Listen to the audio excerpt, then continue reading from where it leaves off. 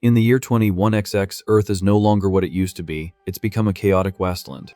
Tearing through the dark clouds, an ominous ship cruises through the wrecked atmosphere. Focusing on the radar are MC radios and that he's finally found the target.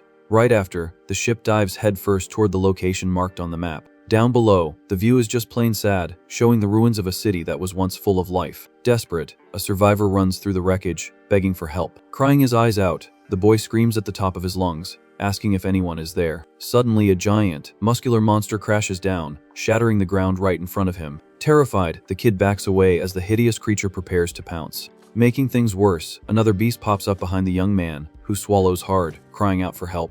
With nowhere to run, the poor guy screams for anyone who can hear him. Clutching a family photo, all he wants is a small chance to live. Surrounded by the beasts that destroyed the world, the end seems inevitable. Closing his eyes, the survivor prays to the heavens for someone to make these monsters pay. At that exact moment, an insane beam of light rips through the sky, crushing the creature on impact. Lying on the ground, the boy hears a calm voice apologizing for being late. Emerging from the smoke, our hero appears with an imposing presence, and the survivor asks who he is. With a serious and confident look, the platinum-haired man assesses the boy's condition. Coughing up blood, the injured young man breaks into a smile of pure relief and whispers, finally, pointing with difficulty toward the dead city. The kid asks if they'll finally be able to take back the world. Nodding in agreement, our warrior assures him they will. Unfortunately, the boy doesn't make it, and the hero tells him to rest in peace. Wiping the young man's tears, the platinum-haired hero thanks him for his bravery. Amidst the rubble, silence takes over as the hero mourns the loss. Head bowed, our protagonist takes a moment of silence for the fallen. Just then, the radio crackles and a voice asks if Jin was too late. Over the communicator, a scientist in glasses reports that he was likely the last survivor in the area and tells the hero to accept the harsh truth. Listening in silence, the warrior processes the gravity of the situation. Without beating around the bush, the doctor drops the bombshell: humanity is officially done for. Born from the planet's extreme pollution, the mutant monsters had taken over every corner of the globe. Known as corruptors, these beasts became the new global plague. With an absurd healing factor, they even tanked the military's nuclear strikes. Roaring fiercely, the colossal beast proves that the world's arsenal is useless against them. Even so, humans didn't throw in the towel, and after several bizarre experiments, they found a way to fight back. But the scientist gets real, questioning who's even left to be saved now. Sadly, he states that they were far too late to save any civilians. However, the warrior in the coat stands his ground, claiming there's still something valuable there. Walking through the debris, the scientist doubts there are any survivors, and our MC simply agrees. Turning his face to the orange sky, he says that hope lies in the distant future. Explaining the strategy, he mentions the nanomachines the doctor created, which heal the environment. Showing the bright green core in the hand of the slain monster, the power of the technology becomes clear. Besides stopping the beast's regeneration, these little beauties also speed up the planet's recovery. Ever the optimist, our hero declares that one day, Earth will be beautiful again. With a faint smile, the doctor thinks it sounds like a fairy tale but agrees that civilization might flourish once more. Turning his back, the warrior says that's good enough for him. Believing in that, maybe, our MC decides to bet everything on this tiny possibility of victory. Entering the corridors of an underground lab, he trusts that his power will be vital in the future. Inside a high-tech pod, the hero prepares for his long nap while the scientist works the panels. Deep in thought, the bespectacled doctor reflects that believing in this hunch might actually save tomorrow. Pressing a button on the glass, he affirms that passing this chance forward makes it all worthwhile. Immediately, cryosleep is activated, and the year counter starts from 0 in a world infested with abominations. The years fly by on the screen, and the planet, seen from space, remains a sick, red color. Thousands of years pass, and the corpses of the giants begin to dry up on the arid land. Hitting the millions mark, Earth already shows shades of blue and green, healing its wounds. Slowly, the old beasts turn into fossils, becoming part of the new landscape. Nearing 100,000 years, nature takes over everything, and weeds grow over the skulls. Fast forwarding to 300,000, the beaches once again have clear water and white sand. Surpassing hundreds of millions of years, the globe is now picture perfect, looking brand new. Tens of millions of years fly by as normal animals, like happy rabbits, run across the fresh grass. Finally hitting the 1 billion year mark, the access key is confirmed, and the machine begins to awaken our hero. Cutting to the new era, we see legs running fast and a panting girl breaking out in a cold sweat. Behind her, a black wolf with glowing eyes mercilessly hunts a trio of kids with animal ears. Totally desperate, the boy asks if the safe place really exists, and the girl swears it does. Guiding the group, she warns that if they don't find it, they can consider themselves monster cho. Running for her life, the leader of the trio doesn't dare look back. Focused on her goal, she repeats in her mind that the guardian god has to be in that place. Passing through a stone corridor, the children arrive in a bright, enclosed space. Looking up, the trio gets the shock of their lives at what they find. Right in front of a giant metal gate, the little boy breaks down crying, saying it's a dead end. Completely frozen, the girl feels her hope go right down the drain. Drooling and roaring loudly, the big bad wolf catches up to the kids, who go into a full-blown panic. Trapped against the wall, the leader clasps her hands together, trembling violently. Crying a river, she pleads with all her might for the guardian god to save them. Suddenly, a digital panel lights up in the dark, displaying the word "Understood." With an insane bang, the gate bursts open, firing a blinding beam of light into the beast's face, leaving everyone's jaw on the floor. After the dust settles, the girl reminds her friends that it was worth believing in the legend. Just then, heavy footsteps echo as a barefoot figure emerges from the white smoke. Showing off a ripped bod, our MC finally awakens, putting his faith in the future. The platinum-haired man then opens a tech panel, satisfied to see his old clothes stored there. In front of the base's computer, the warrior tries to process how long he was asleep. Almost all the system data is corrupted, but the guy considers it a miracle the base is still in one piece. Noticing a syringe on the floor, it clicks that the nanomachines in the atmosphere helped preserve everything. Curious about the planet's current state, the hero looks at the message cube left by the scientist. But before diving in, he turns to the kids, wanting to hear their story, and apologizes for being butt naked. In total shock, the children stand frozen, staring at the guy who slept in the buff for ages. Quickly, our MC slips on his classic black overcoat, commenting on how well the outfit suits him. Then, the shelter's gigantic steel doors open, revealing the sunlight. Passing through the gates, the group comes face to face with a completely different landscape. Before the untouched nature, the platinum-haired man admires the view of Earth millions of years later. Thoroughly impressed, the girl calls our hero the guardian god, telling him everything has changed. Leading the way, the girl asks him to follow the group down a forest path. Right behind them, the warrior observes his small guides with a very analytical gaze. Intrigued, he realizes it makes no sense for humans to be alive since humanity was wiped out. The logical conclusion, then, is that these creatures evolved over time, gaining animalistic traits. The biology of this new race was definitely altered by the presence of nanomachines in the air. Speaking the same ancient language is the perfect proof, and then our MC realizes he hasn't even introduced himself. Getting straight to it, he tells them to just call him Jin, and the leader introduces herself as Hakama. Excited, the other two kids quickly say their names are Dampu and Shandy. Cutting to the chase, Jin asks what the kids want from him, and the girl says their destination is close. Looking at the hero, the girl begs him to defeat the corruptors, and the name sets off an alarm for our platinum-haired hero. Suddenly, the boy with cat ears' eyes go wide with pure terror. Far away, the kid's entire village is up in flames, covered in black smoke. Desperate, the boys take off running toward the fire, screaming for their parents. With a grim face, Jin analyzes the village's destruction in complete silence. At the entrance, the wooden barricades have been reduced to nothing but burning wood and ash. Near the wooden houses, the hero notes the fragility of those ancient defenses. Walking through the chaotic scene, he instantly gets that these people's technology is pretty rudimentary. Suddenly, the duo freezes in place upon seeing a terrifying scene in the middle of the street. Right in front of them, a bizarre monster is trying to devour an old woman, who's screaming for her granddaughter to run. Using all her strength, the old lady holds back the beast's toothy maw with a long staff. Cold as ice, our MC recognizes the creature instantly, confirming the threat. Confused by the similarity, he wonders if the monsters from the old days are still the same in this new era. Ignoring the order to flee,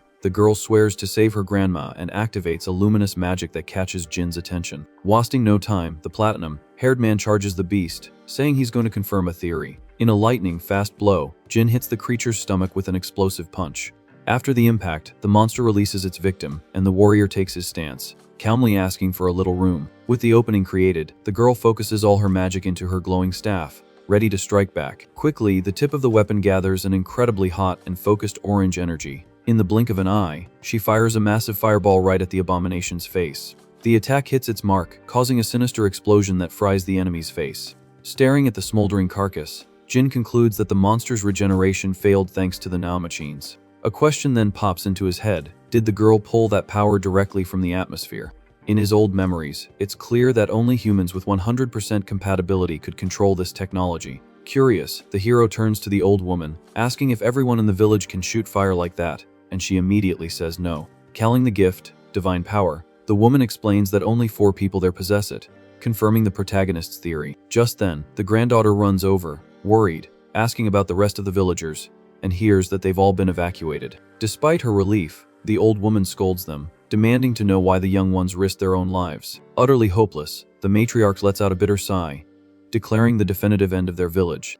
Right then, a disgusting sound of a shell cracking draws everyone's attention to the monster's fried remains. From the ashes emerges a crawling larva, proving that the first abomination was just a newborn. From behind the smoke, the real giant boss emerges, ready to lead a swarm against the village. Suddenly, a warrior wielding a spear arrives, acting all tough and telling the grandmother not to lose hope. With a cocky smile, the newcomer, named Sarius, promises to tear the beast apart by himself without breaking a sweat. The little boy then asks about the civilians, and the newcomer assures him he took everyone to the hideout. Overjoyed, the leader reunites with her father, who is scared to bits looking for his daughter everywhere. When she confesses to breaking into the sealed gate, her father completely loses his mind with fear. To justify herself, the girl points to the platinum-haired man, saying she brought the guardian god from the legends to save everyone. In disbelief, the old woman sizes up the stranger from head to toe, not buying it. In a purely mocking tone, the spearman Sarius lets out a laugh, stating that Jin doesn't look like a god. Annoyed, the guy tells the girl to stop with the ill-timed jokes during a crisis like this. Not missing a beat, the show-off calls our hero an inferior species, and the taunt catches the platinum-haired man's attention. Trying to defend our MC, the spearman's younger brother steps in front but gets a major chewing out. With a finger in the warrior's face, the tough guy points to his round ears, declaring the newcomer's weakness.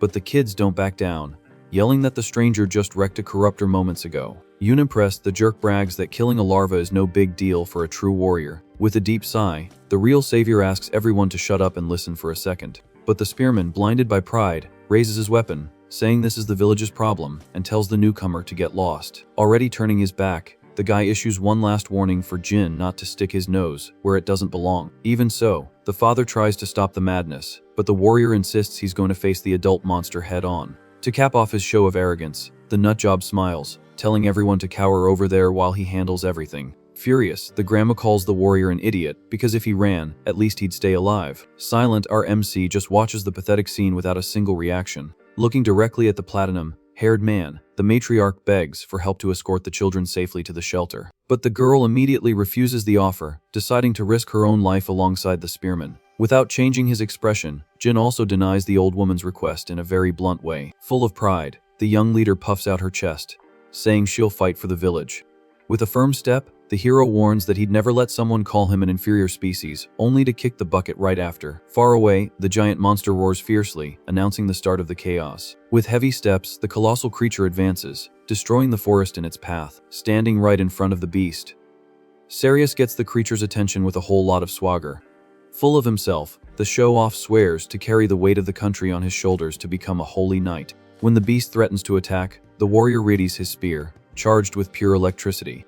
With an incredibly high jump, the rookie yells that he'll take down the abomination without anyone's help. But the disgusting creature just opens its gigantic maw, ready to swallow the guy whole. Suddenly, several tentacles shoot out of the murky water, catching the spearman completely by surprise. Out of nowhere, small larvae sprout from the ground, closing in and ruining the newcomer's strategy. Desperate, the warrior swings his electric spear in every direction, yelling for them to get out of his way. Focusing on the giant boss, he vows to end the fight in a single, decisive blow.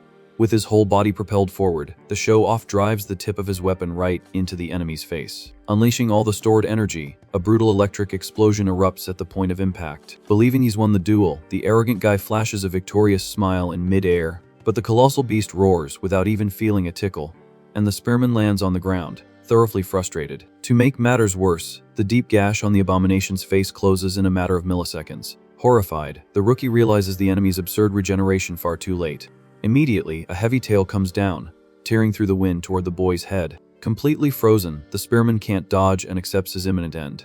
In the blink of an eye, Jin appears, creating a nanomachine shield and asking if the guy is done with his little show. Stuttering in shock, Sarius can barely form a sentence as he watches the stranger play the hero. Furious at the interruption, the monster attacks again, wanting to crush the two intruders. Easily, our protagonist slides back, dodging the deadly pounce without breaking a sweat. Cracking his knuckles, the hero prepares the perfect counter-attack for a beast of that size. Suddenly, a colossal beam of energy erupts from the ground, piercing the beast's belly from the bottom up. Seeing the creature scream in pain, the other guards approach, yelling for their leader. Quickly, the soldiers try to reach the battlefield, crossing the shallow river. Far away, the girl's father and the old woman's jaws drop at the absurd display of power. Completely confused, the matriarch quietly asks what the heck just happened in front of them. Watching in disbelief, she notices that the beast's gigantic body was lifted off the ground with just one hand. Feeling the creature's weight, Jin tells Sarius to back off before the dust settles. Grabbing the spearman by the scruff of his neck, the platinum-haired man quickly gets the guy out of the danger zone.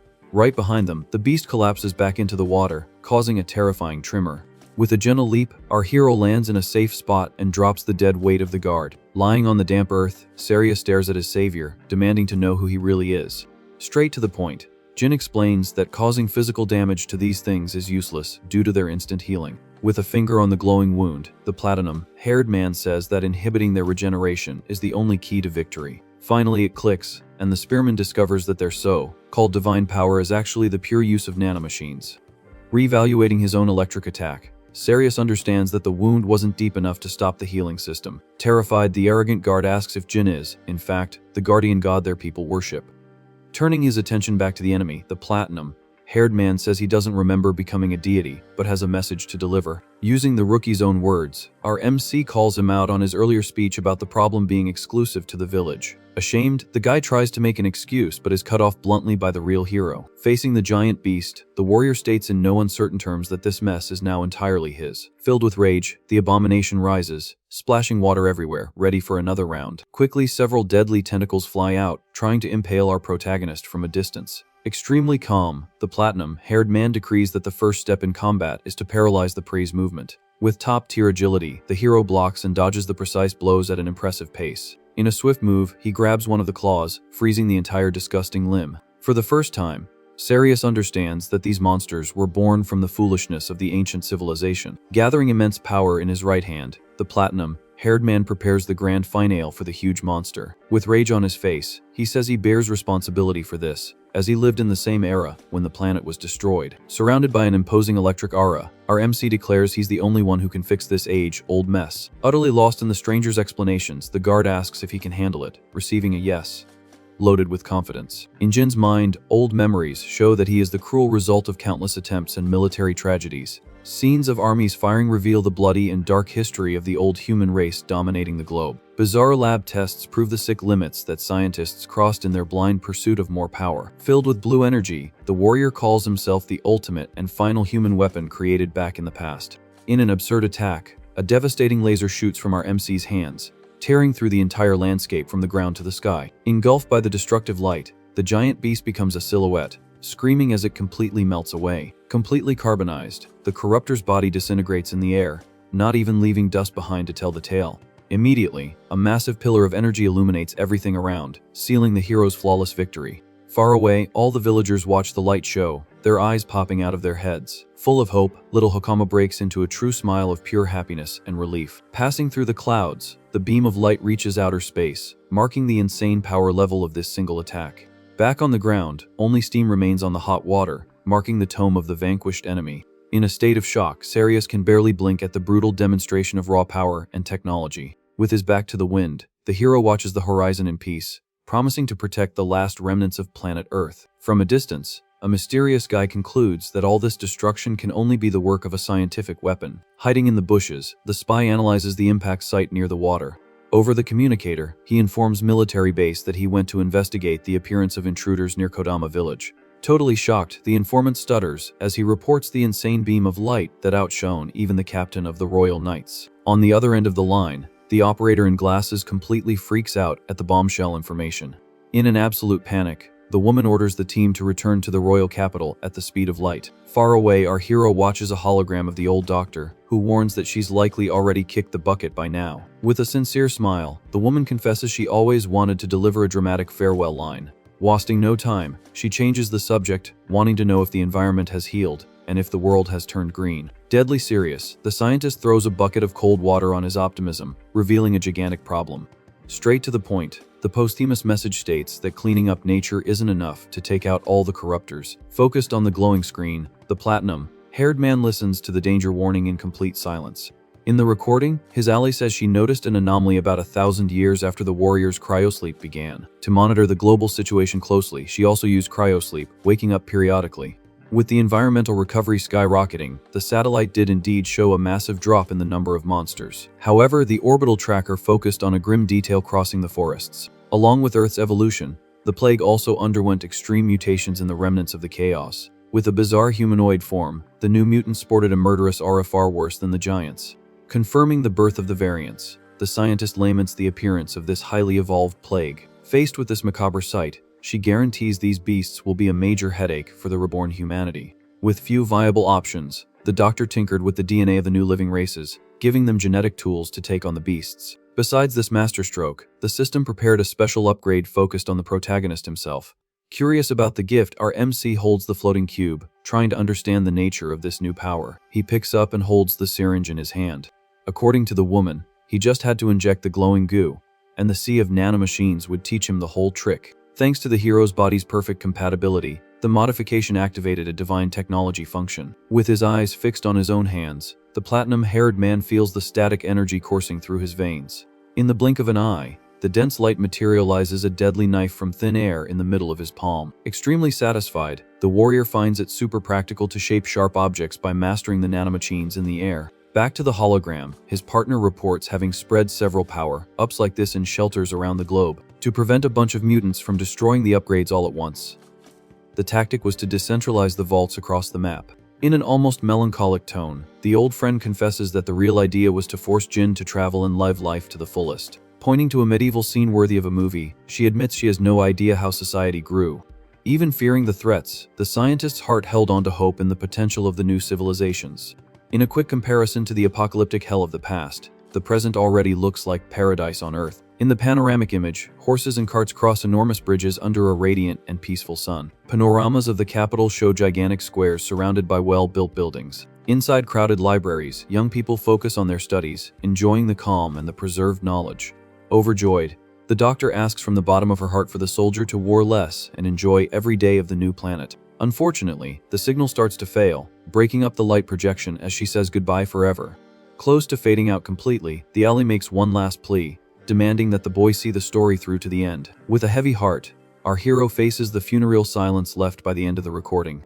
Nostalgic with the weight of his mission, the young man accepts carrying the burden of the entire planet on his shoulders. Stashing the device in his black coat, he gives a nod to the kids who arrive, calling for the so-called guardian god. Super excited, the boys say the entire tribe spent all night searching for their savior deep in the woods. Grabbing his coat firmly, the kids pull the warrior, demanding his VIP presence at the official celebration. Suddenly, the platinum-haired man freezes, his eyes focusing on a small detail dangling nearby. Hanging around Hakama's neck, an old necklace catches his eye, looking very much like a modern lab key. Intrigued by the equipment, he asks the kid directly where she got that high-clearance tech accessory. Full of pride, the leader replies that the jewel was given by a legend and passed down as an amulet for each generation of her family. Right after, the girl recites the folklore, saying that the sacred stone would call for the god's protection in dark times. Quick on the uptake, the guy connects the dots, understanding how the kids unlock the shelter, and whispers a thank you to the past. Back at the smoky village, the scene is now one of pure celebration, with a gigantic bonfire in the center of the set, up tents. Surrounded by full plates and overflowing mugs, the natives shout, calling the hero to the party. From afar, the cocky spearman locks his eyes on the living legend joining the circle of happy people. Listening to the worst kind of gossip, the villagers doubt the stranger, judging him by his round-eared species. Full of doubt, the gossiping villagers find it impossible that the skinny guy in black wrecked that tank of a monster. Suddenly, the guys jump up, breaking into a cold sweat as the imposing figure passes right by them. Furious at the lack of respect, Sarius explodes in a shout, saying that everyone ran off and didn't see the divine massacre up close. Suddenly, the warrior's tough guy act vanishes, replaced by a gushing fanboy, drooling over the Supreme Savior's aura. Away from the chaos, our protagonist walks calmly toward the tribal leader and the grumpy old woman. Bowing deeply in a sign of extreme respect, the girl's father declares an eternal debt to the stranger. Being completely sincere, the old man confesses that his people would have been wiped out if not for the miracle and offers to pay the heroic cost. Cool as a cucumber, Jin cracks a smirk, telling them to forget about material debts or rewards in gold. Taking advantage of the leadership's willingness, he negotiates his payment, asking for intensive lessons on the current geopolitical gossip. Surprised by the fee, the father questions why he's so interested in a summary of how civilization is doing. Quick on the draw, the old woman gets straight to the point, pointing down the road directly to the capital of Cremosia as the best encyclopedia. In our MC's mind, the vision of the giant castle shines, knowing that all trade routes lead to this wealthy kingdom. Proud of their finances, the grandmother reveals that merchants from Kodama travel there to push fancy silk on the elite. Aware of the bandits on the road, she says the distance is punishing, but a corruptor, Slayer, would cruise through it laughing, creating a perfect bridge. The old woman throws her own granddaughter into the deal, serving as a human compass for the journey to the big city. Sitting the explosive magic the little girl used, the old woman confides her wish to enroll the kid in a military academy in the metropolis. The next morning, the sun tears through the low clouds, bathing the rebuilt valley in warm light and clear skies. Outside, the platinum-haired savior raises his arms, enjoying the pure breeze and cracking his back for the long journey ahead. Enchanted by the color palette of the untouched nature, the hero breathes in the peace, knowing his old nightmare is truly over. A wardrobe change is happening in the village, and our MC reflects on whether his old friend Kagura would like the new local fashion. Carrying a pile of new clothes, the cat-eared boy gets the legend's attention. Completely naked again at the door, the platinum-haired man receives the new clothes from the tribe, and the little boy begs him to put them on. Dressed for adventure, the stranger and his little guide finally hit the road under the big blue sky. Behind the fence, the old woman tells her granddaughter to do her job as a guide without embarrassing herself, and the girl firmly agrees. Grumpy and with a massive pout, the spear-wielding warrior Sarius complains angrily about not being chosen as the deity's luxury bodyguard. Bluntly, the old woman tells the big guy to shut his trap, warning him that he needs to study a lot before getting that job. Full of determination, the big guy promises to work his butt off to catch up with the travelers in the big city. Very surprised, he understands he needs to train hard and listens to the family's request to take good care of the girl. Goodbyes are said, and the father cries, asking his daughter to come home in one piece after seeing the world. Resolute, the savior announces that the journey has begun, cutting short the crowd's tears. Step by step, the duo walks through the forests, crossing small, mirror-like lakes. Far from the village, the two follow the course of a wide river in the middle of a flowery valley. In the late afternoon, the landscape changes, and a giant waterfall provides a refreshing stop for the pair to drink some water. Whole days pass with the sun rising and setting, revealing the scale of the new, wild, and beautiful world. As night falls, the campfire is already burning bright, and the hero asks when they'll be knocking on the castle's door. Chewing on some dry grub, the girl says they have about 4 more days of walking on the dirt road. Tired of chewing, our MC questions the little one's extreme curiosity about seeing the rest of the continent. Without beating around the bush, she throws the question back at him, asking his reason, and gets a cold "It's a secret" in response. In his memory, the haunting words of the ancient scientist echo again, proving that the threat was never eradicated. The fact is, even after all that time, the race of giant monsters refused to go extinct. Theoretically, the doctor had sworn they only reproduced amidst the heavy radioactive waste of the past. But in the middle of the dark lake, the platinum-haired man knows in his mind that the ecosystem evolved, forcing the issue again. Noticing the heavy tension, the girl says that the savior's terrified face is giving her some serious chills. Quickly apologizing, he admits to losing focus and returns to the immediate problems at hand. In a leap of perception, the girl vows to investigate this plague as soon as they reach the safe capital. Changing the subject, the hero asks her to drop the whole deity thing and just call him by his normal human name. Suddenly, the loud sound of hooves pounding the earth interrupts the calm conversation of the silent night. Quickly, the pair turns to see an imposing group approaching through the dark horizon. Smiling cordially, the blonde man on the horse apologizes profusely for disturbing the peace of their night camp. Mounted on a black horse and wearing shiny armor, the stranger asks for a moment of their time. Staring coldly, our warrior quickly notices the golden details on the luxury armor and the fancy sword at his waist. Without getting up, Jin asks bluntly who the heck this well-dressed visitor is. Full of pomp, the man introduces himself as Argus Walton, the captain of the 7th Division of the capital's official order.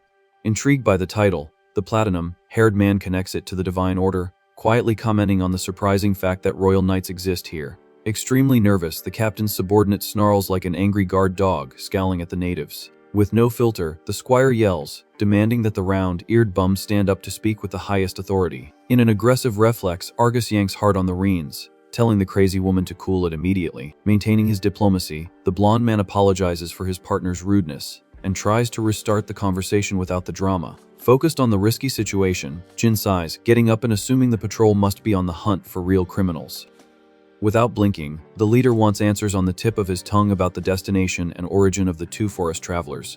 Frightened, the guide swallows hard, replying that they left Kodama heading straight for the gates of the big city. Utterly disbelieving, the scandalous guard cracks a malicious smile, as if she'd just caught 2 liars in her net.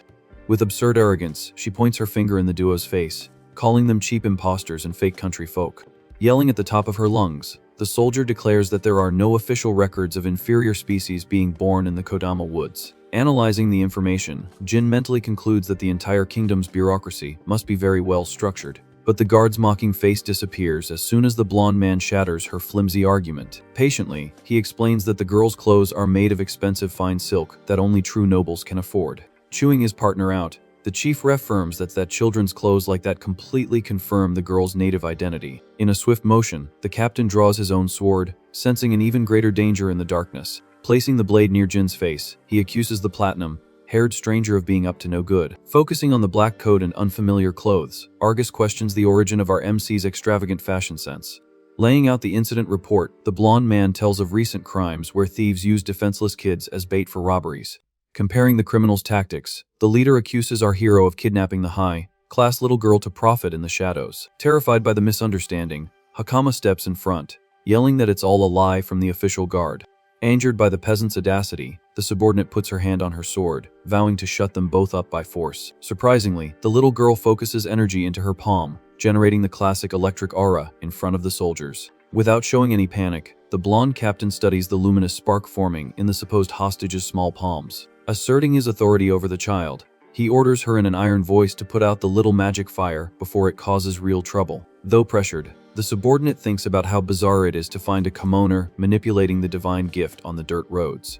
Protecting the guide's back, Jin ignores the tension and wonders if this little captain can handle a straight-up fight. Maintaining his intimidating pose, Argus reflects and warns that the answers given by the man in black will decide who bites the dust. Truly laying on the terror, the blonde man aims the sharp tip directly at the savior's neck, promising to resolve the chaos right then and there. Full of authority, the leader claims he's ready to slice up the enemy right there on the wet ground. Silent as a ghost, our hero just scowls, analyzing every opening in the captain's overconfident stance. Reinforcing his warning, the blonde man once again asks for the strange man's exact hometown, swearing to cut his head off if he detects a lie in his tone. Completely consumed by duty, he holds the deadly glint of the blade, staring the platinum-haired man in the eyes. Cold and calculating, Jin processes all the information exchanged in the last few minutes, choosing the path of least resistance. In a deadly silence, our MC just continues to stare at the night before opening his mouth. With beads of sweat on his forehead, Argus waits for any attacking move or wrong word to start the inevitable combat.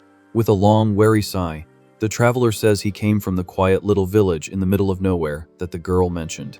Instantly, the furious subordinate tries to counter the argument with the facts she spewed at the beginning of the conversation. However, her boss cuts her off again, saying he felt pure conviction in the dark stranger's words. Sheathing his fancy sword, he turns to the little girl and questions if the rumors from the countryside are true. Surprising the forest duo, he asks with a smile if the skinny guy is really the incarnation of the mountain's guardian god. Suspicious of the divine title, the blonde man sizes up our hero from head to toe with a clinical eye. In a blunt tone, our MC quickly agrees to end the small talk right there. Maintaining his official etiquette, the captain says his goodbyes, stating that encounters like this are part of the guard's hard work.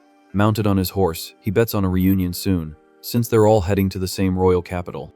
Quite cordially, the leader leaves the invitation hanging in the air in case the strangers need to call in a little favor for the trouble on the road. With a subtle pull of the reins, the troop turns its back on the camp to resume their patrol in the dead of night. With the tension gone, Jin lets out a sigh of relief, like someone who almost started a fight for no reason. Far from the travelers, the angry subordinate loses control, wanting to know why they back down from two suspicious country folk. Blinded by hatred, she puffs out her chest, yelling that the skinny guy is the worst kind and exudes pure danger. With a dark look, the chief repeats the word inferior in a whisper, as if replaying the scene's details in his head. Immediately, his head starts to spin, doubting who was really at the bottom of the power pyramid there. In silent agreement, the vice captain lowers her eyes, admitting the skinny stranger's bizarre aura. Straight to the point, the blue-haired knight brings her colleague back to reality, questioning the troop's perception. Speaking the truth, the soldier swears that the difference in strength between the entire patrol and the man in the black coat was colossal. Totally tense, the leader reveals the shock of the night, saying he mentally attacked the so-called Jin about 3 times without success. In the middle of the interrogation, the blonde captain had simulated several deadly lunges with his sharp sword. Swift and invisible, each projected blow in his mind aimed straight for the enemy's neck. But before the mental blade could even touch the hero's skin, the reaction was completely overwhelming. Immediately, a chilling aura of death returned the blow, cutting the knight in the same way in less than a second. Frightened by the revelation, the magical partner asks if the chief used divine power in his mental tests. Ashamed, the guy admits the magic didn't even have time to manifest before he was subjugated in his imagination. Understanding the gravity of the situation, the blue sorceress remembers the little girl from the forest glowing like bait. Confirming the general fear, the women of the troop confess to not having felt any nature spirits aiding the child. Doing the math, the squad discovers a huge gap in the continent's divine power levels. Sweating bullets, the captain murmurs that this commoner's level is on par with the supreme leader of the paladins. Furious at being made a fool of, the aggressive subordinate clicks her tongue in pure resentment.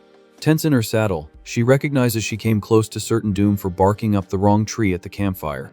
Trying to calm the nerves, the chief blames it on the target's bizarre presence, saying the rookie soldier wasn't at fault for her lack of advanced perception. Putting the pieces of the puzzle together, the squad connects the Dark Man to the monster massacre in Kodama at the speed of light. Even in the face of danger, the blonde captain adopts a cool demeanor, recommending they let the country boy slip under the radar for now to avoid unnecessary casualties. With no time for crisis, the leader changes course, ordering the cavalry to march to their final destination to report the mysterious appearance. With a quick taunt, the troop's sorceress tells the tough guy to watch his manners next time, lightening the mood of terror. The next morning, the majestic city emerges, shining under the new day's sun, indicating the scale of the reborn world. Far away and focused on the central mission, the knight mentally considers the utility of the strange savior in facing the kingdom's giant threats. Hitting the road, the duo continues their long walk along the sunny path, chatting animatedly. Very impressed, the girl wants to know if the entire official guard parades around with that insane level of authority. Not fooling himself, Jin spills the dirt, revealing that this select battalion is the true cream of the human military elite. Recalling the use of magic on the road, he analyzes the mysterious gift, dubbed spiritual power, as being nanomachine magic. Totally immersed in tribal culture, the girl shows her childlike logic, asking a little green elf for help to spit fire from her hands. In our MC's mind, the doctor's old technological cells have taken on the folkloric appearance of fairies and gnomes for the current peoples. With a faint smile, the platinum-haired man jokes, remembering that science has turned into mystical magic for folks living in an advanced prehistoric age. Immediately, a flashback hits, and the annoying guard's insult resonates in the traveler's head with full force.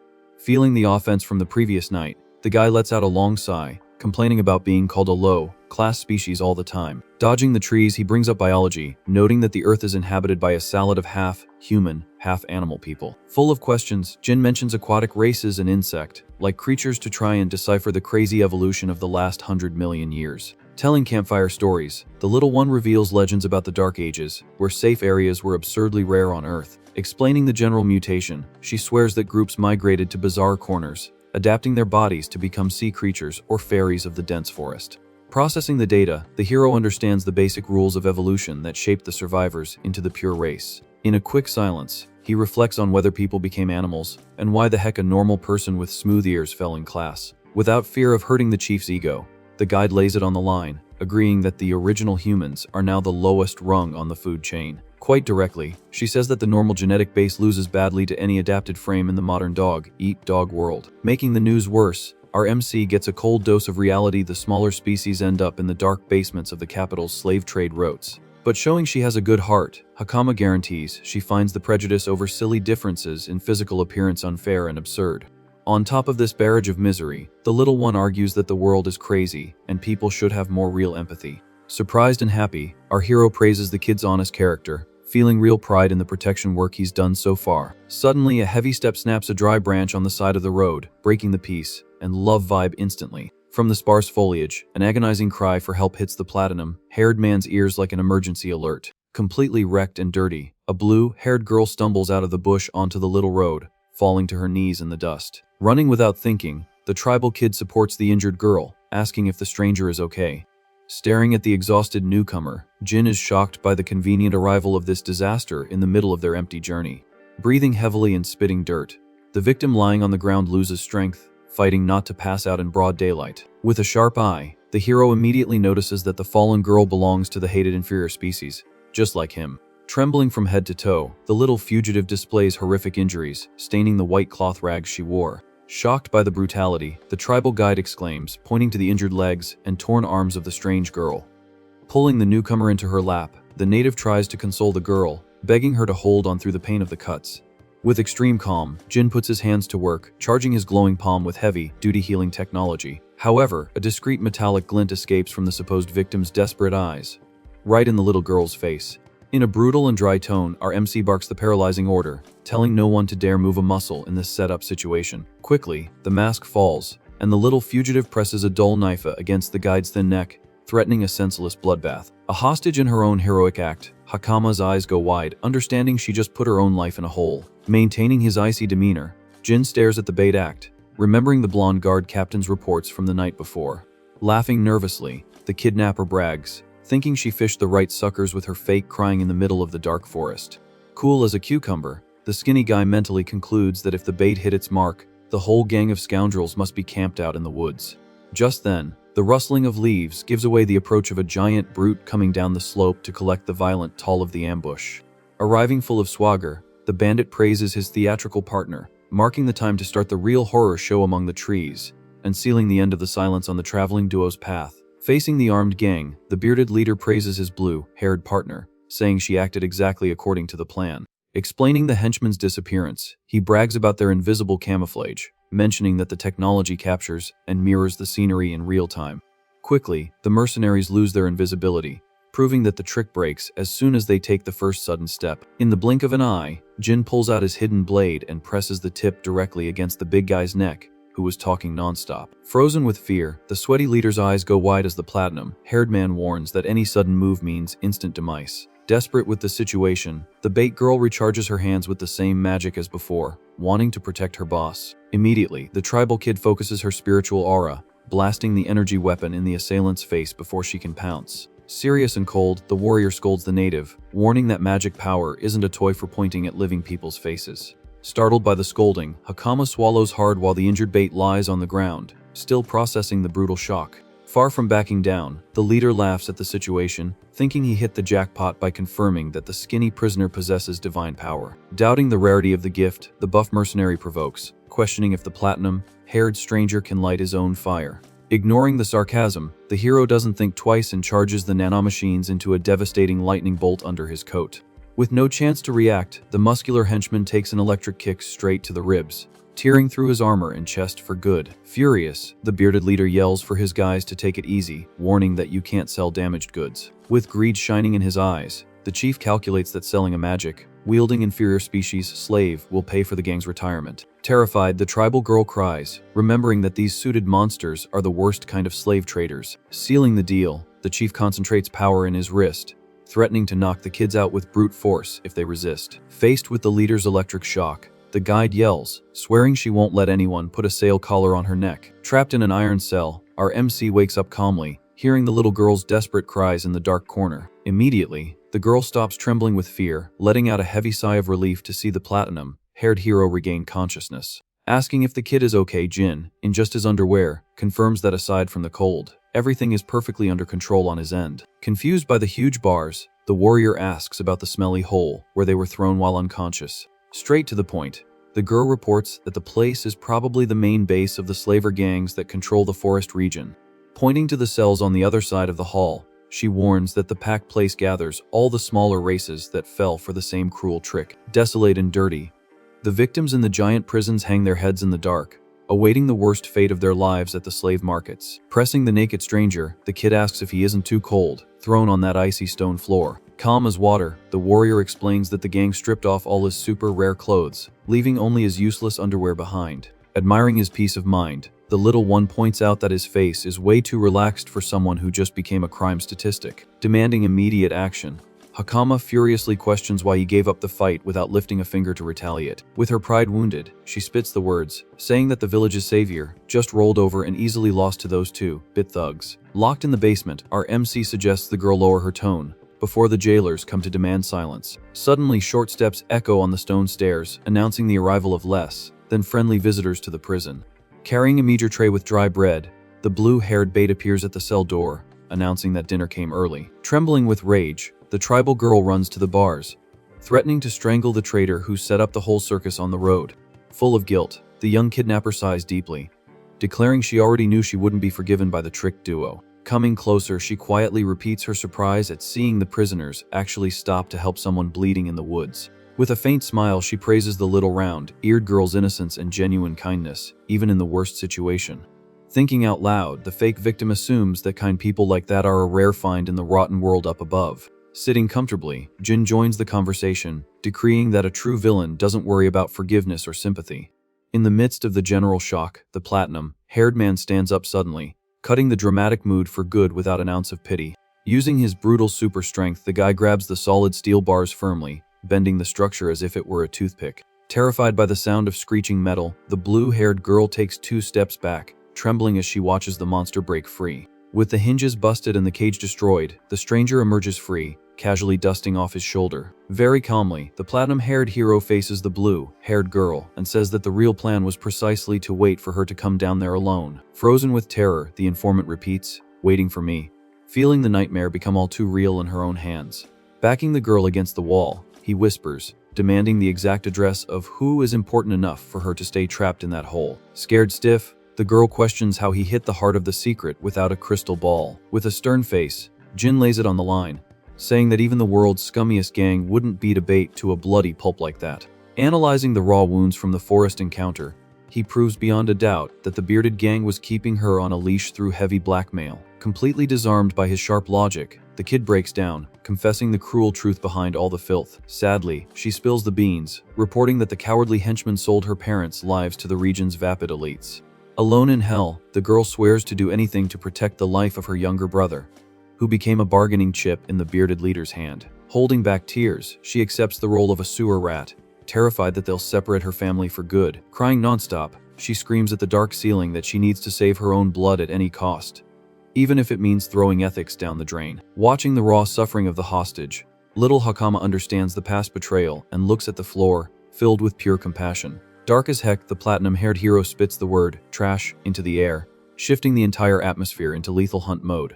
Catching the dark intentions of his words, the guide asks if the platinum-haired man got caught on purpose just to find the root of the entire gang. Preparing his mental arsenal, the warrior smiles wickedly, comparing organized crime to an oil slick that spreads and stains everything around it. Giving the cold execution order, the guy states that letting even one scumbag go means he'll just set up another slaver den tomorrow.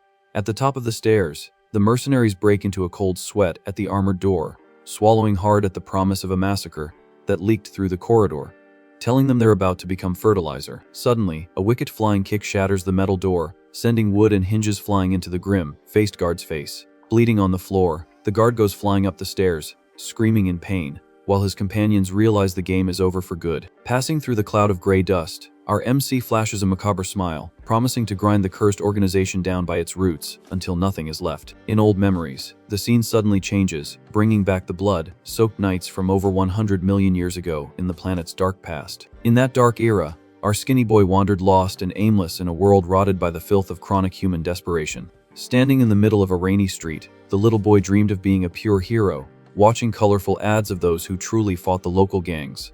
Looking at the bright signs of hope, he nurtured the foolish childhood dream of making the chaotic world a place of divine light. Soon, the pale boy would look at his own cold hands, discovering deep in his dark soul that the concept of a hero is a cruel joke in times of chaos. In his broken perception, the world didn't need shining paladins wanting to save the filthy souls of the disgusting ghetto folk. Cornered in the damp alleys, the child version constantly clashed with the local bosses, who saw him only as a worthless, ownerless bag of trash. Trapped, the little boy fervently wished just to live quietly in his own corner, without having to show his face in pools of blood or in the middle of the criminal underworld. Unfortunately, the rotten survival of the fittest environment pushed the little kid from the sidelines into the chaotic and violent zone. Revolted by the constant injustice, the boy took for himself the ultimate truth that peace is won through a heavy fist on the neck of the wannabe king oppressor. In the heat of the alley confusion, the angry child mentally grinds the basic command to wipe the suited criminals off the map once and for all, every single night. Flying toward the big, suited man, the boy unleashes his accumulated hatred, delivering the direct impact of pure fury, exploding the fatal punch of an early judgment day on the aggressor's fat face. Focused on his twisted ideal, the young man continued to crush every dirty suited man in the underworld without any mercy. Sitting on a pile of bodies in the dark, he adopted killing as the #1 rule of his own daily routine. Suddenly, a scientist in a lab coat appeared out of nowhere at the base of the corpses, breaking the lost boy's cycle of blood. Calm and expressionless, the kid faced the man in white without letting his guard down for a single second. Straight to the point, the doctor laid the truth on the table, stating that the problem wasn't the violence, but the boy being born in the completely wrong era of civilization. Back in the present, the platinum-haired man drags the knocked out henchmen down the prison corridor as if they were torn trash bags. Terrified of the unleashed monster, the remaining mercenaries in the base scream, begging him to stop the immediate massacre in the hall. Bleeding from the nose, the fallen guards on the floor pathetically ask what the Platinum Demon's objective is in their base. Completely terrified, one of the henchmen tries to back away against the wall and questions how the infernal duo infiltrated the headquarters so easily. Smiling with a manic look, Jin exudes a lethal aura, feeling his blood boil with the desire to solve everything with a good old-fashioned brawl. In an explosive leap, he kicks a cat-eared brute, launching the bandit's body against the solid stone ceiling of the access corridor. Twisting his hips at high speed, the hero lands a right hook, destroying the armor and chest of another Wanib, tough guard in his path. With surgical precision, the protagonist dodges an iron rod and buries his elbow into the aggressor's ribs, cracking the poor guys on the spot without breaking a sweat. Falling like stones on the dirt floor, the mercenaries pass out, vomiting blood and shattering the gang's air of superiority at the speed of light in the oppressive environment. Faced with the pile of useless bodies, the bearded chief smokes his cigar at the cell door, eyes wide, demanding to know who the heck this monster in underwear is. Beating his army so easily in the middle of nowhere and without any magic in his hand. Dropping the last knocked out guard's body on the floor, the hero just contorts his face into an expression of pure, mortal boredom. Just then, a shrill scream of total panic rips through the base's silence, suddenly cutting everyone's focus on the upper floor. Startled by the macabre sound, the blue-haired girl's eyes go wide, instantly recognizing the desperate voice from afar. Terrified, the young kidnapper questions who the buff guy beating everyone up outside is. And the little girl from Kodama replies with the utmost calm that her partner is literally a god. Super confident, Hakama crosses her arms and decrees that leaving the dirty work in Jin's hands is a pure guarantee of total success in the end, and tells the girl to stay calm in the cell. Completing her thought, the native remembers the stranger's promise, and states that soon the sun will shine for everyone trapped in that smelly stone cage. Disbelieving the situation, the blue-haired traitor retorts that the bearded chief outside is saving an incredibly absurd divine power to use against rebels and crummy fugitives. Out in the corridor, the boss realizes his monstrous disadvantage and admits to himself that in a straight brawl, he doesn't stand a chance against the platinum-haired prisoner. Shaken to his core, the trafficker takes a step back, throwing the bribery card at the hero, asking if he's willing to negotiate all this violence for a lot of gold. Laughing nervously, the bearded man tries to make small talk, offering perks and leadership positions to avoid taking the same violent beating his low-level henchman just took to the face. Appealing ridiculously, the suited man suggests that Jin keep the slaves as a personal reward, pointing to the kids trembling in fear in the cages at the back of the hall. Full of falsehood, he promises to even hand over the hostage's little sister if the hero spares his useless life, and pretends nothing wrong happened in the basement. Silent as a ghost, the platinum-haired man listens to the scummy proposals with a look so dead it would make the devil shiver. Maintaining his cutting coldness, the guy asks if the leader's verbal desperation is finally over or if he has more lies to tell in his final minute of life there in front of the worn-out iron cell. Sweating buckets, the bandit stammers, not understanding the enemy's murderous passivity, mentally begging for a quick miracle of protection. Approaching slowly, our MC raises an eyebrow, asking for what scummy reason the boss didn't fire his famous spiritual magic right off the bat in their direct confrontation in the corridor. Backed against the wall, the bearded man thinks fast, calculating that the hero's mental intimidation must have blocked the magic's channeling at the root. Reflecting on his own advantage, the traveler scoffs, saying it's excellent to run into a half-baked villain who can't hold his own when things get really heavy in a straight-up fistfight. Hurt by the moral insult, the bandit seethes with anger, mentally retorting that real, hardcore bad guys tuck their tails between their legs and flee within the first 10 seconds of fatal, violent danger. Staring at the humiliated prey, Jin rubs the trafficker's face in the stupidity of underestimating a naked prisoner, thinking victory was guaranteed before the first punch even hit the air. Hammering on the scoundrel's character, our MC throws it in his face that the leader is a coward for resorting to disgusting bribery as soon as he tasted the imminent bitterness of defeat going down his dry throat. Desperate with the total humiliation, the boss understands the conversation is a lost cause and runs to pull the emergency lever at the back of the main corridor. Yelling that the game isn't over, he pulls the rusty handle, activating the secret base's bizarre system with brute force. Immediately, a loud screech of heavy metal rising reverberates through the environment, revealing the opening of a gigantic vault door in the prison's dark wing. Trapped inside the hidden cell, a purple, four-armed mutant beast roars loudly, slamming its enormous muscles against the pure steel bars, wanting to tear apart everything in the narrow path. Intrigued by the exotic pet, the stranger raises his voice, asking if that's the legendary invader that terrorizes the forest area around the base. Confirming the doubt, the chief admits that the deformed beast was custom ordered at the request of big shots from the capital for obscure combat trials. Laughing insanely, the mercenary thinks he's turned the tables for good, using the big monster as a personal shield to take on the cocky hero. Smelling blood, the mutant creature breaks the bars in half and leaps with its four-claw, armed arms straight at the platinum-haired man, intending to crush the frail human body for good. Full of confidence again, the bearded man yells to the back of the hall, guaranteeing that the purple beast will dice and grind the magic prisoner to dust until the last bone flies across the dungeon's dirty floor. Focused on the massive muscle falling from the ceiling, the protagonist just narrows his eyes, waiting for the perfect moment to counterattack. Immediately, the four-armed beast collides with full force but hits an invisible shield of crossed arms from the platinum-haired man, kicking up dust. Too surprised by the skinny guy's flawless defense, the trafficker blinks 3 times, not believing that the human tanked the buff beast's initial impact.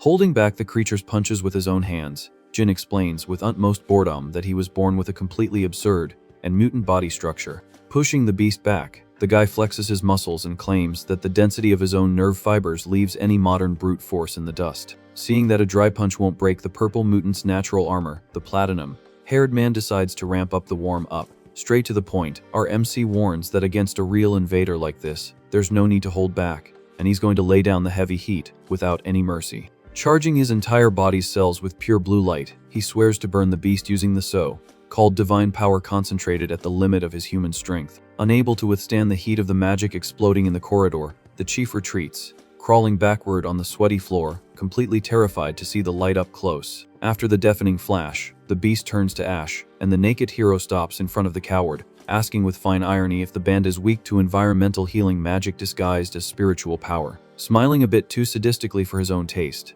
the warrior tilts his head, asking what the heck the boss plans to put on the negotiating table now, after all is lost in the smelly basement. Begging for his mediocre life, the animal-eared scoundrel puts his hands to his face and pleads for mercy from the naked god of nanomachines. Trying his luck, the chief insists with a crooked smile, in the crazy hope that the hero will forgive the kidnapping for free and let him walk away peacefully.